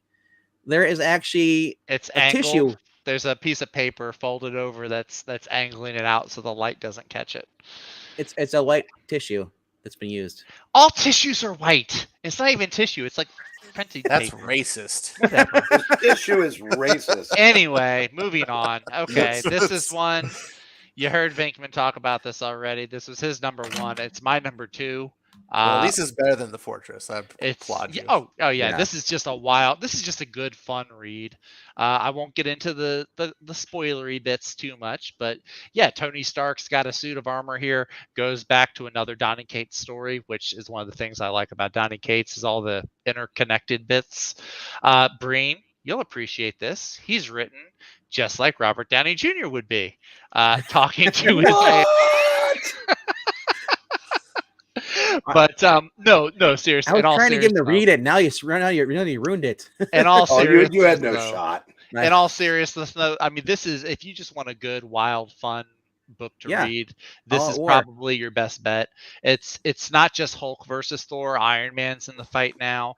Odin is pretty much controlling Mjolnir, so that's spoilers. Well, I mean, sorry, Ash. Sorry, Ash. Wait a second. If Mjolnir is a woman now, no, it's not. Odin's controlling the hammer. No. Is he cheating on the Phoenix Force with Mjolnir? Stop it, Bree. No, they actually they do. I won't say what, but they do reference that, and I thought it was pretty neatly explained. The hammer is possessed by something else. It's not, and it's no longer the woman thing. That was, the Hulk does. The way they explained how the Hulk has gotten so, because I was like, okay, every Hulk story, like Planet Hulk, World War Hulk, he always gets more powerful. How are they going to explain it this time? I actually kind of like the explanation for it in this. If you read through the first 6 issues of Hulk and you find out how this new Hulk, how he operates and everything, I think it actually makes sense. His new power level, I guess. So yeah, really, really fun, really good time. The art is fantastic. It's not Ryan Otley in this one. It's Martin Coco Puffs. I'm not sure. It's Undead Quinn. Not anymore, Undead Quinn. Not anymore. This is Hulk. No politics here. Just heroes fighting other heroes. But yeah, that's a switch. Yeah, I know, right? We haven't seen that before. He says in heavy sarcasm because of Civil War. All right, and my number one, the better one. Civil War 2 was the best. Where you had a white angry blonde. 3.7. Civil War 2 is ground zero for Civil War 2 I hate was about great. You had a white woman trying to kill a young little black boy. Let me finish my books before you start ranting again. Quinn literally just poked I know. comment about politics. Thanks, Undead Quinn. Moving back to Zach. Let's go. Start Zach. talking again. All right. Thank you. My number one. There we go. I got the Batgirl one. He changed it because he wanted to kiss your ass. Yeah. Suck up the Ash. I am not kissing Ash's buttocks. Trust me. Well, you didn't have to say it like that. Sorry, Ash. Sorry. No Kiss his ash. Kiss his ass. No, this has just been really. Now with issue number 3, I will admit I did not enjoy this as much as the previous 2. That was the problem I had. Yeah, I like the previous 2, especially like with the cliffhangers and the endings. 1 and 2 had really strong, really suspenseful almost endings or shocking endings. This one didn't quite have that. There are still a lot of cool moments that happen in this, though. We actually get to see stuff with Terry and Barbara, and there's a bunch of cool stuff. Did you see the artwork for? I think it's supposed to be his girlfriend, right? In this, Terry's girlfriend. Yes, she had a man face. Yeah, she reminded me of that girl from El Dorado, that animated movie. It's supposed to be Dana Tan, I think her name is from the Batman Beyond. Okay. And she had a ugly nose. Let's just say the Murphy nose does not work well on her. Let's, Venkman, Wasn't a sometimes huge problem for beauty me. is the eye of the beholder, What he said. But yeah, It works for Daredevil. Still far and away. Well, he's blind. No, Daredevil always gets hot chicks. No, that's not true. He slept with that married woman. Oh, that's true. And the Zdarsky run, because Zdarsky's woke, so he changed. And she was a little hefty. Is she not a hot woman? Anyway. No. No, so this is definitely, this is one of the better DC books that's out there. If you're getting DC books, there's like maybe 2 or 3 worth getting. This is definitely one of them. So definitely do yourself a favor. I've been loving the Sean Gordon. First of all, his art is just incredible. So yeah, even like, it's just great. Sean Gordon Murphy is one of the most exciting creators in comics, in my opinion. I love to. He continues to do this. I love the shadows and the things he does with the shadows. So like if you're looking at Bruce Wayne, he casts a shadow on the wall. It's Batman. Or if it's, Harley Quinn, you see like the Harley Quinn shadow. I love foreshadowing. Really cool. Yeah. I just real quickly. Yep. There was no Dana. There was only Zool on this. Ray, if someone asks you if you're a god, you say yes. Let's see. Other than that, I'm sorry, obscure Ghostbusters reference. Was that the last of your petty cash? It wasn't that obscure. It's one of the more obscure lines. You don't hear people quote that one very often, I don't think. For Dana? Most often. Bankman? Obviously. I mean, no. The one I always think of is... If you're a god, you say yes. Yeah. Of course. Do you appropriate a line from a black man? No, that's not him. That's Egon that says it, isn't it? No. Winston Zedmore says that. It's been a while since I've seen Ghostbusters. I did also pick up... I watched it. It's just been a while. Don't quote things you don't even watch, Noel, okay? Well, he remembers the quote, but he blacked out intended who was said it.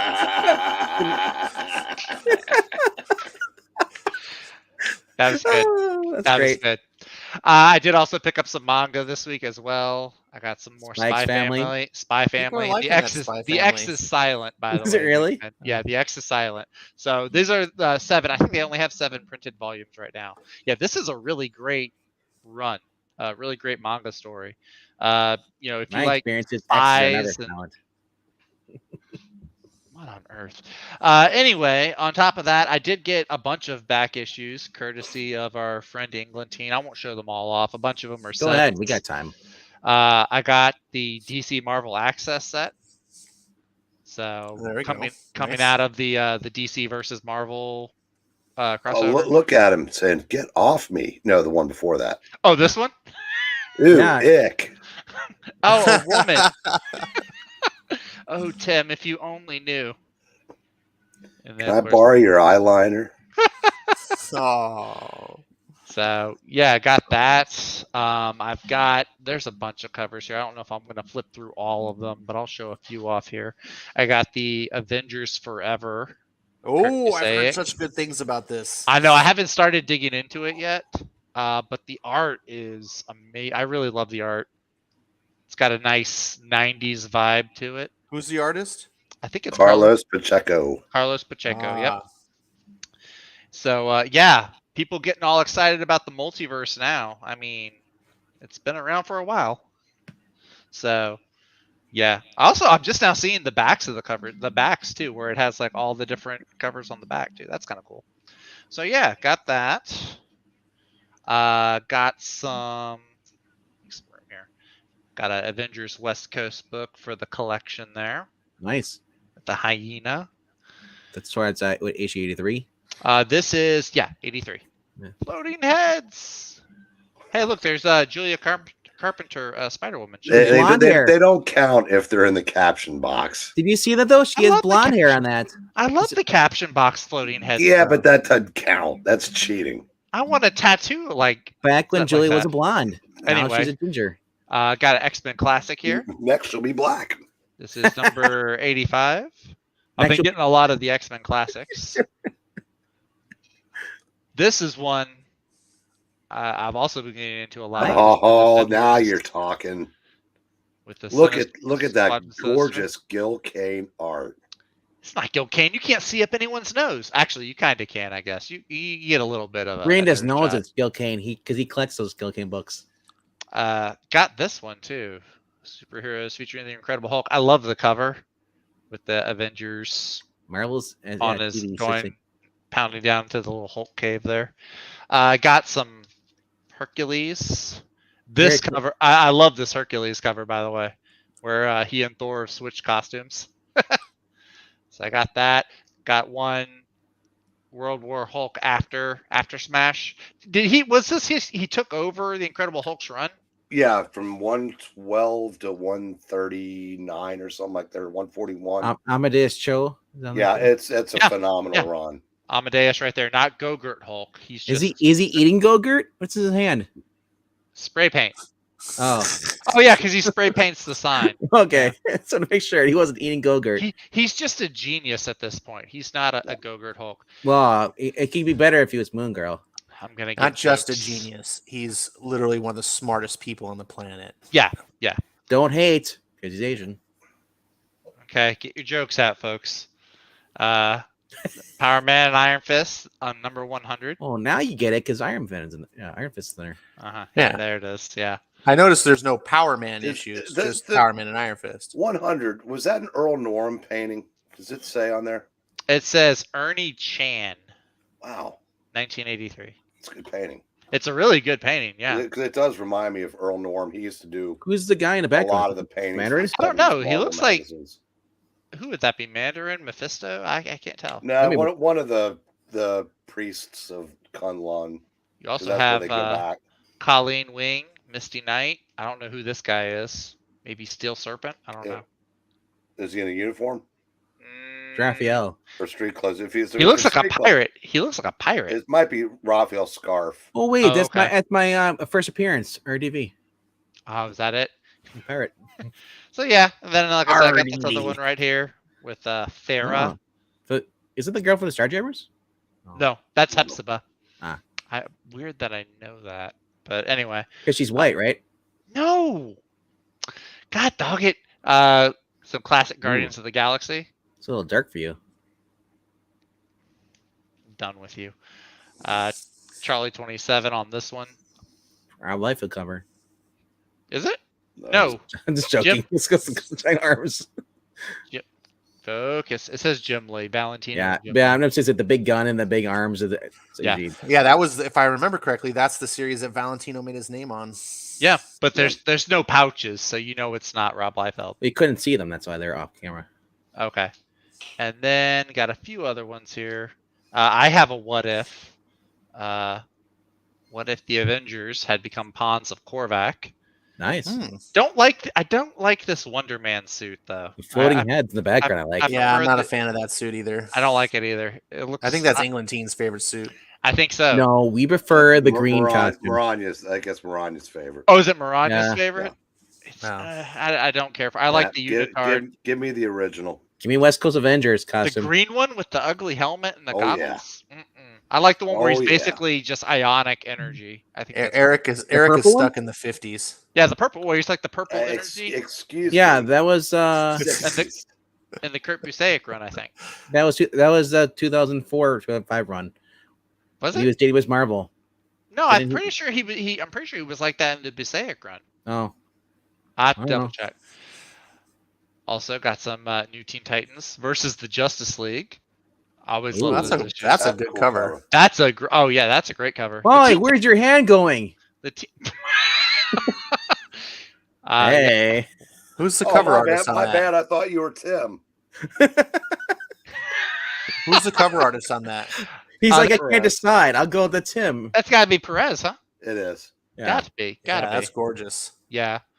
I always like the ones where they just show Beast Boy is already the animal. I don't like the ones show most where they show him like his human form, then changing into the animal. I just like boom, but just the animal. You got to get his name right though in this context. Changeling. I hate Changeling. Yes. I hate the name Changeling. Well, Beast Boy. That's Hope too bad. Changeling. What you doesn't matter. Got the Tales of the Teen Titans right here versus I guess this is the Fearsome Five.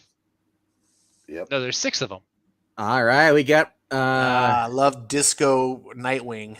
Nightwing. Look at the guy. They got the cameo from Planet of the Apes, Jericho. Yeah, they got Jericho with those sideburns. My God. Got Mammoth and Gizmo and Simon. Yeah.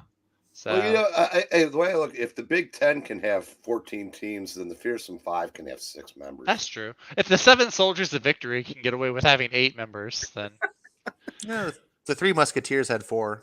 that's true too. That's true. Got the annual, the conclusion of the Judas contract.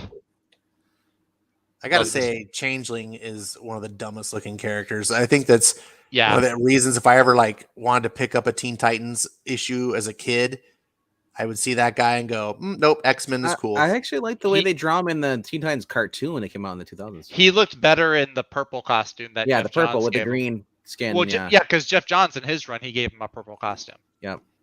Also got speaking of Jeff Johns, I picked up one of these. It's the part of the Teen Titans Legion of Superheroes crossover.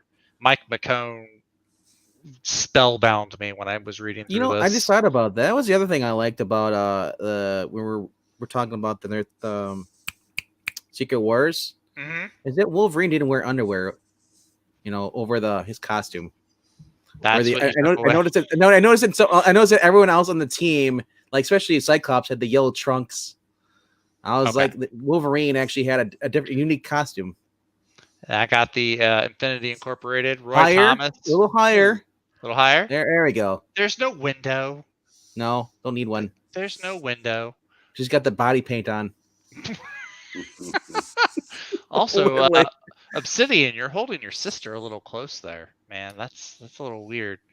But yeah, that one. Hey, and they died. Yeah.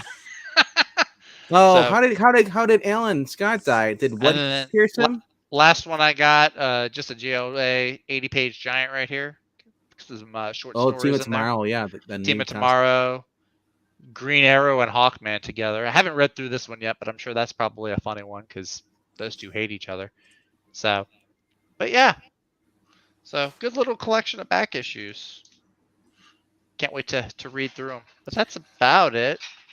Green, what's on your couch? Anything pricing? I got a couple things that I read today. Ooh, look at that. Do tell. Power Girl defies gravity. Yes, she does. Ooh. Charlton. And that is nice. Ghost Manor #2. Nice. Very cool. Yeah, I read a Good Hulk today. Hey. 280. Look at all the little spider hams.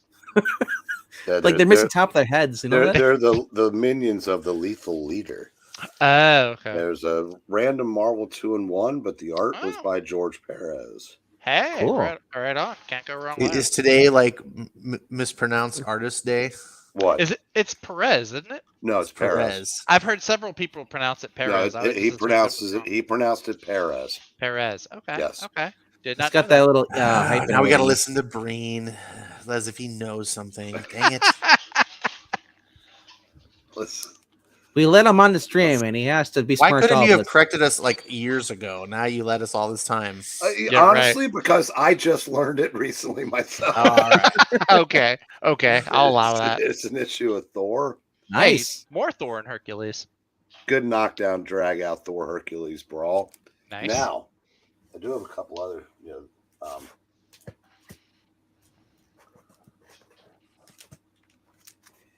Hey. Oh my God.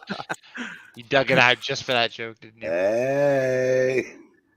Wow, my backside's about to explode. And one more.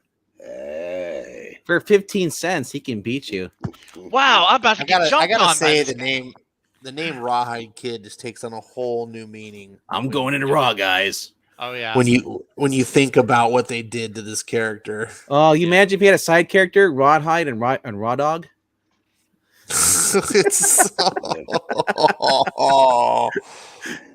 Man's best friend, Raw Dog. No, please no. And one more. Oh, my hat. Two Gun Kid. Kid Colt, yeah. Speaking of, back once upon a time when kids actually liked cowboys. I know. Not Indians. There's a Two-Gun Kid. Racist. No, it was always cowboys versus Indians. Don't you remember? Yeah, I know. I was always the Indians. What are you talking about? And we had bows and arrows. Huh? Nice. I think I have a Kid Colt in here. Keep that Western theme going. Ooh, Ronnie said on the second Ryan cover, it has Manhunter on it. Foreshadowing. Oh. All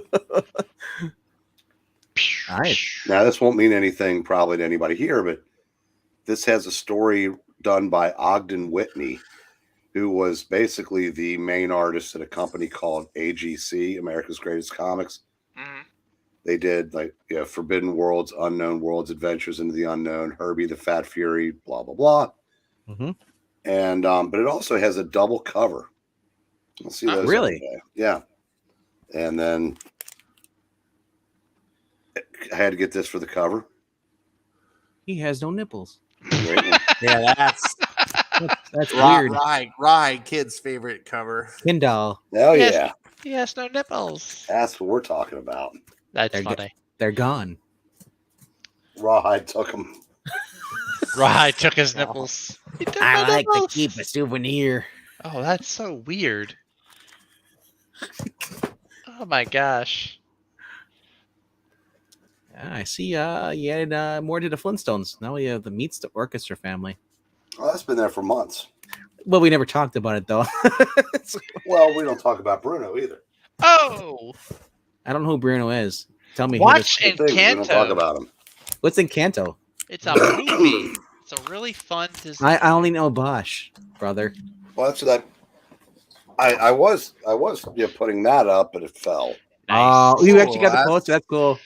I've got the magazine, the All Star Comics, that has that. Did you picture. see who I am, Ash?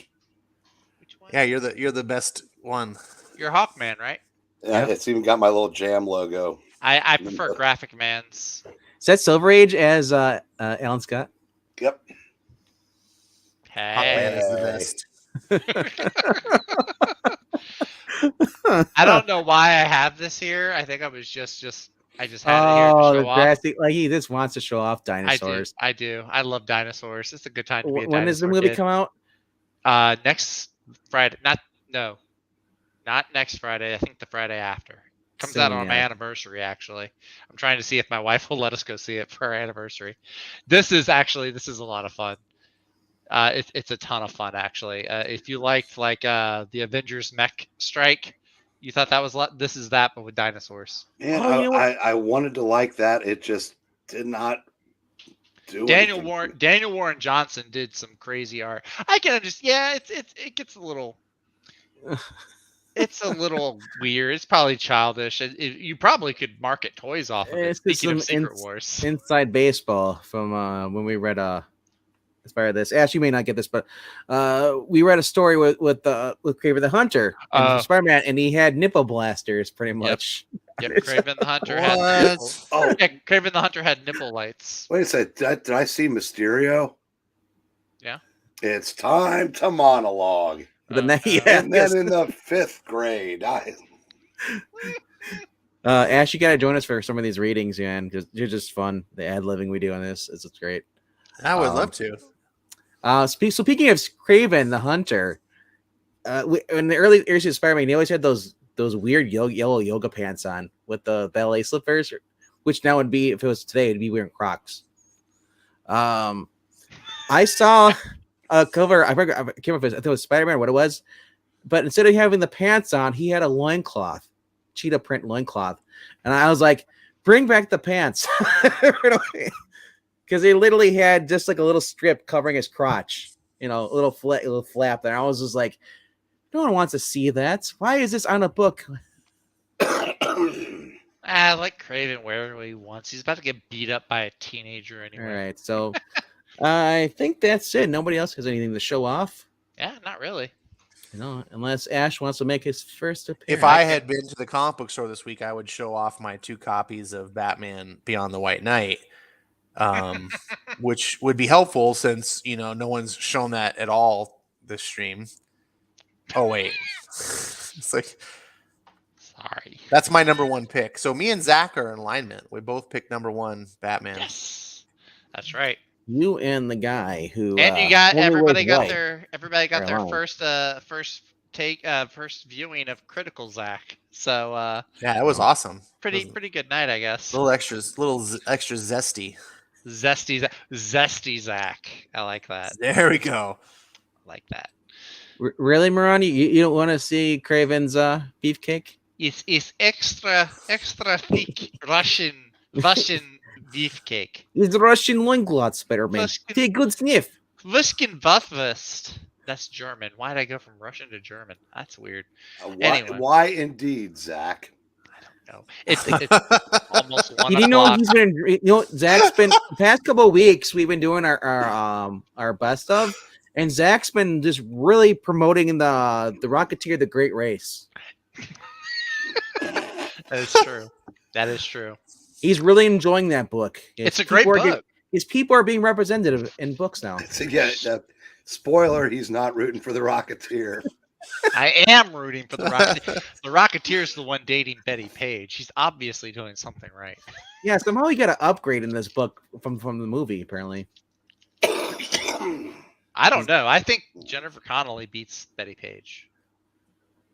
Yeah, I'll say that. Jennifer Connelly in The Rocketeer beats Betty Page in the book. Jennifer Connelly in her prime, yeah. Tim Drake beats Dick Grayson. Every chance he gets. Hey. Oh, that's so terrible. Speaking of Nazis, I've been reading more of this. Hey, you got that from East Auction? No, I bought this a long time ago. Oh, actually, okay. I got this. I thought you had. What year did this come out? Probably 2015. That's the Dark Horse indie, right? Yes. Nice. Very cool. I have volume 2 laying around here somewhere, but like I said, I've been really enjoying this. This is the Marvel books, and also I don't actually know. It doesn't have the Marvel. It's just Dark Horse. I was about to say, yeah, because the Marvels are called the Further Adventures, I think, of Indiana Jones. I've gotten most. For being a little book, though, it's $30, but I haven't looked at the last time. I think the last time I saw this was a couple months ago. Was at Half Price Books. $60 for this. 60? Yeah. Dang. Well, because it has 4 stories in this as well. Oh, okay. And it's cool. I mean, there's a story in here where you actually get to see Indiana Jones when he's not, going around doing capers and stuff in the beginning. It shows him actually like teaching and stuff. Teaching and stuff, and you get to see the back room. They have all these different stuff in here. Yeah, that's right, because he has his office back in like a storage closet or something. Yeah, storage closet. So somebody steals something, that breaks in there, steals something, and he has to go after them. You discover his Atlantis in this, and as I said, all the old cool stuff here, the seaplanes. I love this. Didn't they do a video game off the Atlantis story? I thought they did. Yeah, they did. Yes, because they had a giant crocodile in it. I remember the giant crocodile. That was cool. Yeah, Fate of Atlantis. Yeah, that's it. Fate of Atlantis. Yeah, that was a fun computer. We had that. We actually played that on the computer. I remember that one. Back when I was. You sounded very. Dad. And then Indy gets tackled by this big fat guy, Asian guy. We actually played this on a computer. We played this right next to Pong and Lego chess. Do they show what happened to Short Round? I know there's a comic that had Short Round kind of grown up. No, but there is a little bit of sexism going on here. Indy's grabbing Trollop. Yeah. That's not Marion. So it's not Kate Capshaw either, so. No, but there is a little kid. I forgot. There is a kid in here that is not Short Round, but he's like a Hajib, almost he's got the little turban on. Ah, so he just replaced him. He went up the what is it? Because the hierarchy? I think they're in Turkey or somewhere. Or Afghanistan somewhere. Yeah. He went up the hierarchy of non-white kids. Non-white kids. I mean, it gets kind of crazy in these things. Yeah. Unfortunately, those books are too modern for Eric's taste. Well, yeah, I mean, Marvel hasn't made a book since 2012. I think that Breen has read. That's not Marvel; it's Dark Horse. Oh, yeah, that's right. But they came out after Reagan, so. You won't have to Reagan. Breen only likes comics that existed before Reagan. He likes. I I like books that came out during Reagan too. You like books that came out when Reagan was governor. Oh, I do, but president also. You like comics that are Reagan was president during the shooter era, so that's. There is a scene here where the statue comes alive and just starts like grabbing people, and then he just kills them. Fun. Nazis being killed. I like it. Right? Like the Ark of the Covenant scene. Or but no, the airplane. What they said, like the art in these older books is just like you like it when you're on the stream. As soon as we go off camera, you're gonna pour 40 out to your dead homies. Pour 40 out. Oh no, the poor bald guy got hit with the airplane propeller. Actually, I remember seeing that for the first time. I actually thought that was the coolest thing. My mom was like, "What's wrong with you, psycho?" Yeah, like you said, Will Messer-Loebs does the first story. Dan Barry and Mike Richardson. Dan Barry does art. Inks by Carl Kessel and Dan Barry. Okay. So, like I said, it's got Indiana Jones. Let's see here. And the Fate of Atlantis 1 through 4. Indiana Jones Thunder in the Orient 1 through 6. Indiana Jones in the Arms of Gold 1 through 4. So 3 stories actually, yeah. But yeah, so it's pretty. This was what year is this? 2008 when I bought this. Okay. These stories are from 1991, 92, 93, and 94. But yeah. And that's not ever likely to see print again because Marvel owns that. I believe, yeah. Yeah, because they own Lucasfilm, so they own Indiana Jones. Yeah. So, yep. I'm almost done. I'm halfway through this, so I've been between streams and chaos, and stop watching Bosch, and you can read more books. I can't, brother. It's so great, and it's on Amazon Prime. I'm actually watching Bosch Legacy with commercials. I don't watch stuff with commercials, but it's worth it, brother. Why you calling me brother? Are you Hulk Hogan now? No, he's not a Bosch fan. If you watch Bosch, you know why. Yeah. Okay. Well. Okay, I don't watch Bosch. Well, so. You gotta remember, this is Zach. People calling each other brother is very foreign to him. That is a good point. He's also used to people wearing white hats. This is my hat. It's not white at all. That's not the one you go for meetings to.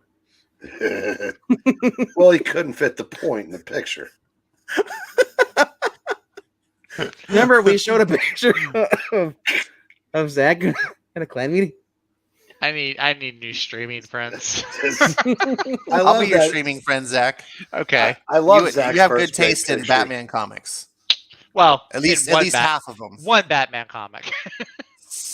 All right. Well, I don't know. Does World's Finest count as a Batman comic? It's Batman and Superman. So I guess that's 2. I do really like World's Finest, though. You picked White Knight #1, so well in my book. Ash. Well, duh. Yeah. Yeah, if it was called Dark Knight, I obviously wouldn't pick it up. That's why he never liked Batman before, because he was a Dark Knight. Finally, he was like, wait, is White Knight? I'll give that one a try. Hey, does it count as an F-bomb? That's not very nice. I just said I would be your streaming friend. Oh, no, I wasn't doing that to you. I was doing that to these 2 chuckleheads. No, so I picked this up. If you're a fan of the Blue, it has the Blue Beetle. 15-minute. Oh, that's the one that has the Blue Beetle film, huh? Yeah, and it's based off. It's in the style of the 1960s Spider-Man cartoon. Mm-hmm. So it's good, and then it's the comedy is great in this. Matt Lanter is the voice actor for Ted Cord, and that he's really good. He did Anakin Skywalker. It has Blue Beetle, the Losers, and it has Kamandi, the last boy on Earth. Is it all done in the same animation style? The 60s? Well, I don't know about that. I just watched the Blue Beetle one. You just watched the Blue Beetle one. Because I was like, after I saw it, it's Matt Lanter. It's like, forget Kamandi. I just want Blue Beetle. Everyone forgets Kamandi. I was actually really bummed. I found out that Jason Sudeikis is not going to be playing Ted Cord in the Blue Beetle movie. I was really psyching myself up. I'm still saying, I don't care. Warner Brothers, you can do this. Just give me what's his name? Nathan Fillion and Alan Tudyk. Get off that train. That's never I'll gonna never happen. get off that train. Or Jason Bateman and somebody else. Oh yeah, no, we had said that Jason Bateman and Will Arnett. Yeah, you guys set your bar way too high. If they could just do Blue Beetle and actually have Ted Kord, I will be amazed. I think they. Are you saying we're unlike DC? We have high bars, high standards. I think they. Well, I'm getting Hawkman, and he's like totally race swapped and everything. I'm like, that's true. Whatever. Bro. I think they are planning to put Ted Kord in the movie. It's still going to be focused on Jaime Reyes. Jaime Reyes actually does look really. Jaime Reyes does look really good though. They got the kid from Cobra Kai is playing him. And MK brought it up in chat. And also, I got this today. If 2 hours wasn't enough to watch this, there's 2 hours of special features. Ooh. With deleted scenes. Is there a version that puts the deleted scene? I'm not sure. Because I would actually like to see where they put that deleted scene in. It says Vengeance in the Making. Cascade deleted scenes with director's commentary. Anatomy of the car chase featuring the Batmobile. Batman Genesis, becoming Catwoman, Arnold Schwarzenegger. I have to say, that movie surprised me. Yep. And I got to the 4K, so I was like, why would I not get 4K? It's not accurate, but it's still a good movie. It's a darn good movie. Oh, it's a darn good movie. I wasn't a fan of the Riddler's look, but I can appreciate the story. I know it's a good movie because my wife, who is not a Batman fan, even more than I am not a Batman fan, loves this movie. Well, that's the thing. Yeah, if you don't know anything about Batman, then you're probably more gonna like it more because you won't care about inaccuracies, right? I can understand that. You'll just appreciate for what it is. If you are a big fan of Batman, then you're gonna have a hurdle where things are different. Like the Riddler is a very different take on the Riddler. It's a cool villain. It's a very Silence of the Lambs. It's like it's very Hannibal. If there was a Silence of the Lambs version of Riddler, this would be it. Yeah. But Batman is very emo. Like more to the point, Bruce Wayne is very emo. Yeah. Batman was actually done okay, like better than I expected. The Batman part of him was done really, really well. The Bruce Wayne side, not. But see, I accounted for the fact that he's still young as Batman. This is only his second year. Yeah, second year, and at least in this film, he's more Batman than he is Bruce. That's true too. He doesn't have. I also, when I watched that film, they did a good job at like making me go, well, you know what? This Bruce Wayne that I'm watching on screen is a Generation Z. That's true. Bruce Wayne, and that's true. Well, the atmosphere too. He would not grow up like the Bruce Wayne that I know from the comic story. And while I prefer the Bruce Wayne of the comics, I felt like the movie itself was consistent with its vision. Yeah. And overall managed to tell a good story. And they didn't make him Gen Z to be like, oh, look at our woke Bat. Like they didn't do any of that. Like the character was actually very commendable, and like how the story wraps up in the end, and how Batman has this journey of just self-discovery. Like he starts off as like vengeance. By the end of the movie, he's no longer vengeance. They're like you feel a real growth. Anyways, I could nitpick the film, but if anyone hasn't seen it yet, and for whatever reason you're listening and maybe you had some preconceived notions or whatever, I encourage you to push those aside a little bit and give it a shot, because it's not going to be a perfect film. I don't think you'll walk out of it going, that's the greatest Batman movie I ever saw. But I do believe if you give it a shot, you'll be like, oh, that was worth seeing. And visually, it's stunning. It is stunningly shot. It keeps the same dark atmosphere the whole entire movie. It doesn't light up in this, it keeps the same tone. So a little extra flavor here. If you're from Louisiana and you watch this movie, the final act, especially if you've been in Louisiana since like 2012, you're gonna be like, dang, that's like really familiar. Because we've had very similar. You fight someone on top of a stage? No. Oh no. We've had. I know. Water stuff. That's all I'm gonna say. My toilet overflowed, and I fought to death against Exactly. these snipers. It was people chat in our, I hate it when people do this, but people like chitter chatter in movies and stuff. And when it got to that part of the movie, though, the entire auditorium I was in, they just all went like dead silent. They're like, I think after the movie, one guy a row or two in front of us, he just said loud enough we could hear. He's like, "That wasn't right." It's like, wow. Yeah. But anyway, that's we're going back into the weeds again. We live in the weeds. I think we'll call it. I mean, we've gone for 2.5 hours, and if you think about it, you got about, man. Don't worry. Next week I won't have nearly as many books. I think I have 4 hours of us tonight. Yeah. Are you sick of us yet? I'm just kidding. Nah. I'm not sick of us. All right. So Breen, hold that poster back up again you had of the fossils. So I'll give you a little shameless plug for the fossils. Every Wednesday night is 7:00 Eastern. Make his screen bigger. Make his screen bigger. Hold on. Don't tell me what to do. You're a co-star. Tell me what to do all the time. Fine. Now he's a solo layout. Yes. Every Wednesday night at 7:00 Eastern, these gentlemen get together and to show you off books that they have that came out when they were a boy. And some of them as adults. Why are you talking like Christopher Walken? Look at these gentlemen. Yeah, it's true. It's great. No, I said all these books they have are awesome. These books that I wish I could eventually have. Breen, any plans when you move on to take over your books? Yeah.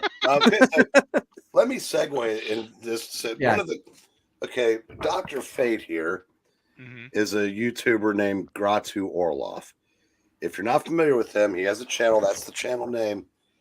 He just moved from Texas to Iowa, and his new house used to be a funeral home. And it's got a walk-in. It's got a service elevator that you could park a car in.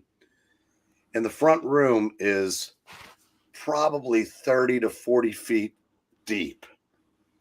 And it is already filled with pop culture items. He shows them off in his videos. Yep. If you get a chance, go check out. He numbers them. I think it's like 516, 517, somewhere in that neighborhood. You can see some of the stuff from his new house. It is absolutely jaw-dropping. This is Gratu, you're saying again?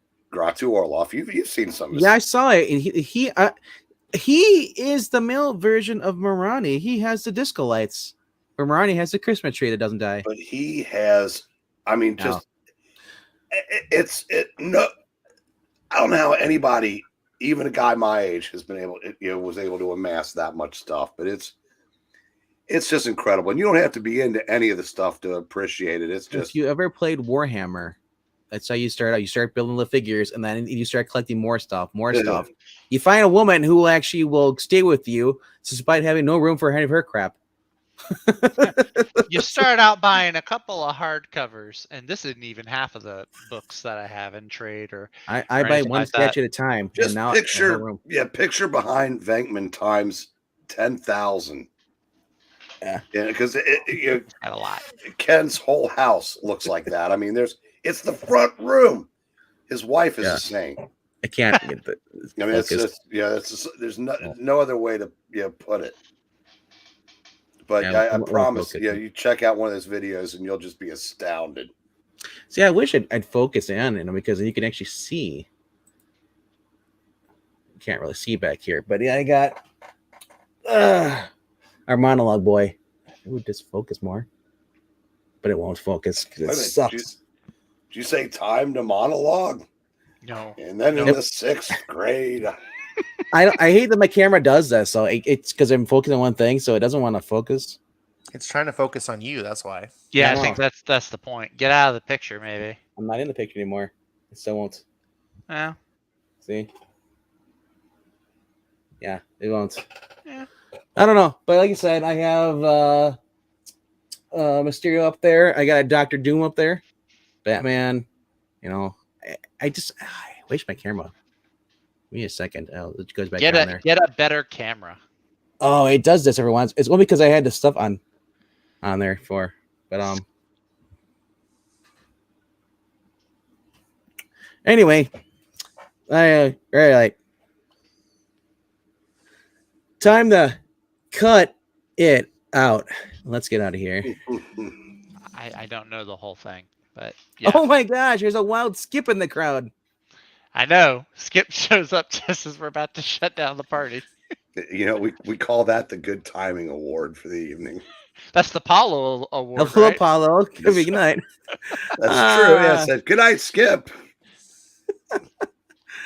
And like I said, here's our people co-fund link in here. If you want to drop $1, you're welcome. If you don't want to, you don't have to. Like I said, it's these dollars go to helping us get us better quality guests and better content. You know, not the better saying quality guests. What are you talking about? We got no. I'm just saying it's usually us, and we gotta pay Ash, we gotta pay Breen, so that's where the money goes to. You know, it does. No. Oh. What he's trying to say is, if you don't contribute, then you have to get me. If you do contribute, you'll get a better quality guest. If you give us 20 bucks. Yeah, contribute to this channel and see an entirely new bottom row next time. Is that what you're saying? Contribute to the channel and you can get a clearer picture of RDV because he'll buy a new camera. And also, if you guys decide to spend money, we will pay Ash to reveal his face. He's just going to wear a V for Vendetta mask or something. I don't care. Ash is like, I need gas money. No. He's just going to need a lot of contributions. I think we all need gas money. The money, honestly, the money goes towards we read books on here, and we subscribe to the Marvel and the DC pay sites as well. If there's any books like Comixology that costs money, so the money goes towards that. But also on top of doing that, though, even if you don't want to, if you don't have the resource, whatever, that's okay too. You don't have to donate, but if you do want to, you can always drop a comment and let us know. We showed off all the books that we picked up. Let us know what you picked up. Did you get anything new? Get any back issues? Yeah, and we'll, because we always like to find out what y'all are reading as well. So contribute to this channel to keep Zach in white sheets on his bed, out of away from the cake and out of the white sheets. Wait a second. Say that thing you eat all the time 3 times fast. No, I'm not going to do that. Maranya, we let you read the woman parts. We don't let Breen take them from you. That's how you get paid. Except for Titania. I'm sorry, but I'm really pushing for Breen to voice Titania. So also, delicate flower. So next week we'll be back to our normal schedule on here. Normal Thursday night schedule. We'll be going live at 9 p.m. Eastern. Wait, for the best of or for the we could, yeah. Normally. I thought it was 7. No, I'm sorry. I thought it was 8 Eastern. It's 7 Central. Well, yeah, if you want to go that early, cool. Because I thought you need extra. I thought you need an extra hour with Nadia, but fine, we'll go to 7. I don't 7 Central, 8 p.m. Eastern for the best of. And we'll be continuing with issues 5 through 9. Yeah. Wait a second. Is your wife's name's Nadia? Mm-hmm. Yeah. There's a gymnast named after. She's got a Russian name? Yeah, but she's from Arkansas. But she's a Russian What? She's a Russian woman from She's part Irish, part Iranian. No, you're missing that. You know why he married Nadia, right? Because Olga was taken.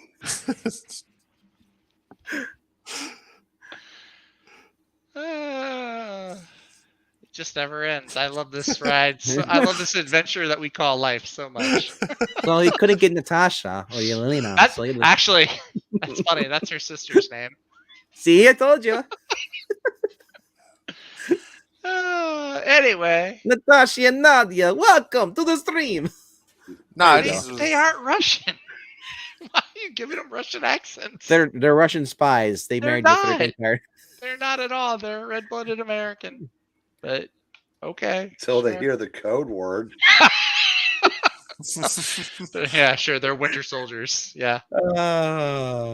Anyway, I've got to go watch Obi-Wan Kenobi. They dropped those episodes early, and Pixel and I. Yeah. If any Star Wars fans are out there, Pixel and I will be putting up a review stream. Wait, you're watching with Pixel? They're watching with Palpatine. Is it Palpatine? It might be Palpatine. I don't remember. It's so late, and it's going to be later when we put up the review stream. But yeah, Palpatine and I, Emperor Palpatine. That's right. We're going to be putting up a stream, I believe, at 4:30 Eastern. God help me. That's actually good. Yeah. So yeah, it'll be the first because they dropped the first 2 episodes of Kenobi. So I'm going to go watch those, and hopefully they're good. Hopefully. So in other words, we have young Sheldon. Now we have young Ben. Who's Ben? Which Ben? Ben Kenobi. Oh. Well, he's not young. I mean, Phantom He was Menace. old, then died. Now he's young. Well, young Ben Again. is Phantom Menace Ben when he doesn't have like the beard or anything. What's Phantom Menace? Never heard of that. Episode 1, you heretic. I only know of the original trilogy. Blasphemer. The prequel trilogy is just as fun.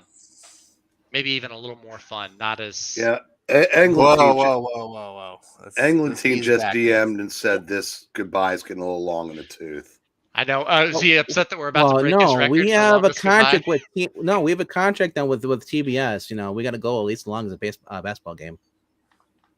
I'm pretty sure that game ended a couple hours ago.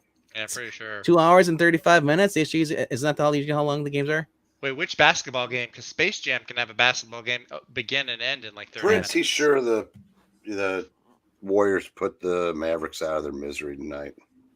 Oh yeah, I hope the Warriors put the coach out of his misery too. Yeah, I said yeah, the Celtics head coach still wears a mask on the sidelines, and I'm rooting for him because he's the conservative. Yep. All right, kids. Thank you for showing up, Ash. Thank you for jumping on for both streams. And Green, as always, we welcome you and Ash and anyone else who wants his books to come on. Because thank you for having me. And Zach, thank you for being a good sport. Absolutely. I'm glad thank you for not wearing your hood tonight. Well, we thank you. Let's cut this short, just like your meetings. Let's go and that's it, guys. We'll see you tomorrow. Good night, kid. Good morning, kids. Good morning. Yeah. Good morning, Paulo. Oh. What am I kidding? Paulo doesn't watch. Does he know he existed over here?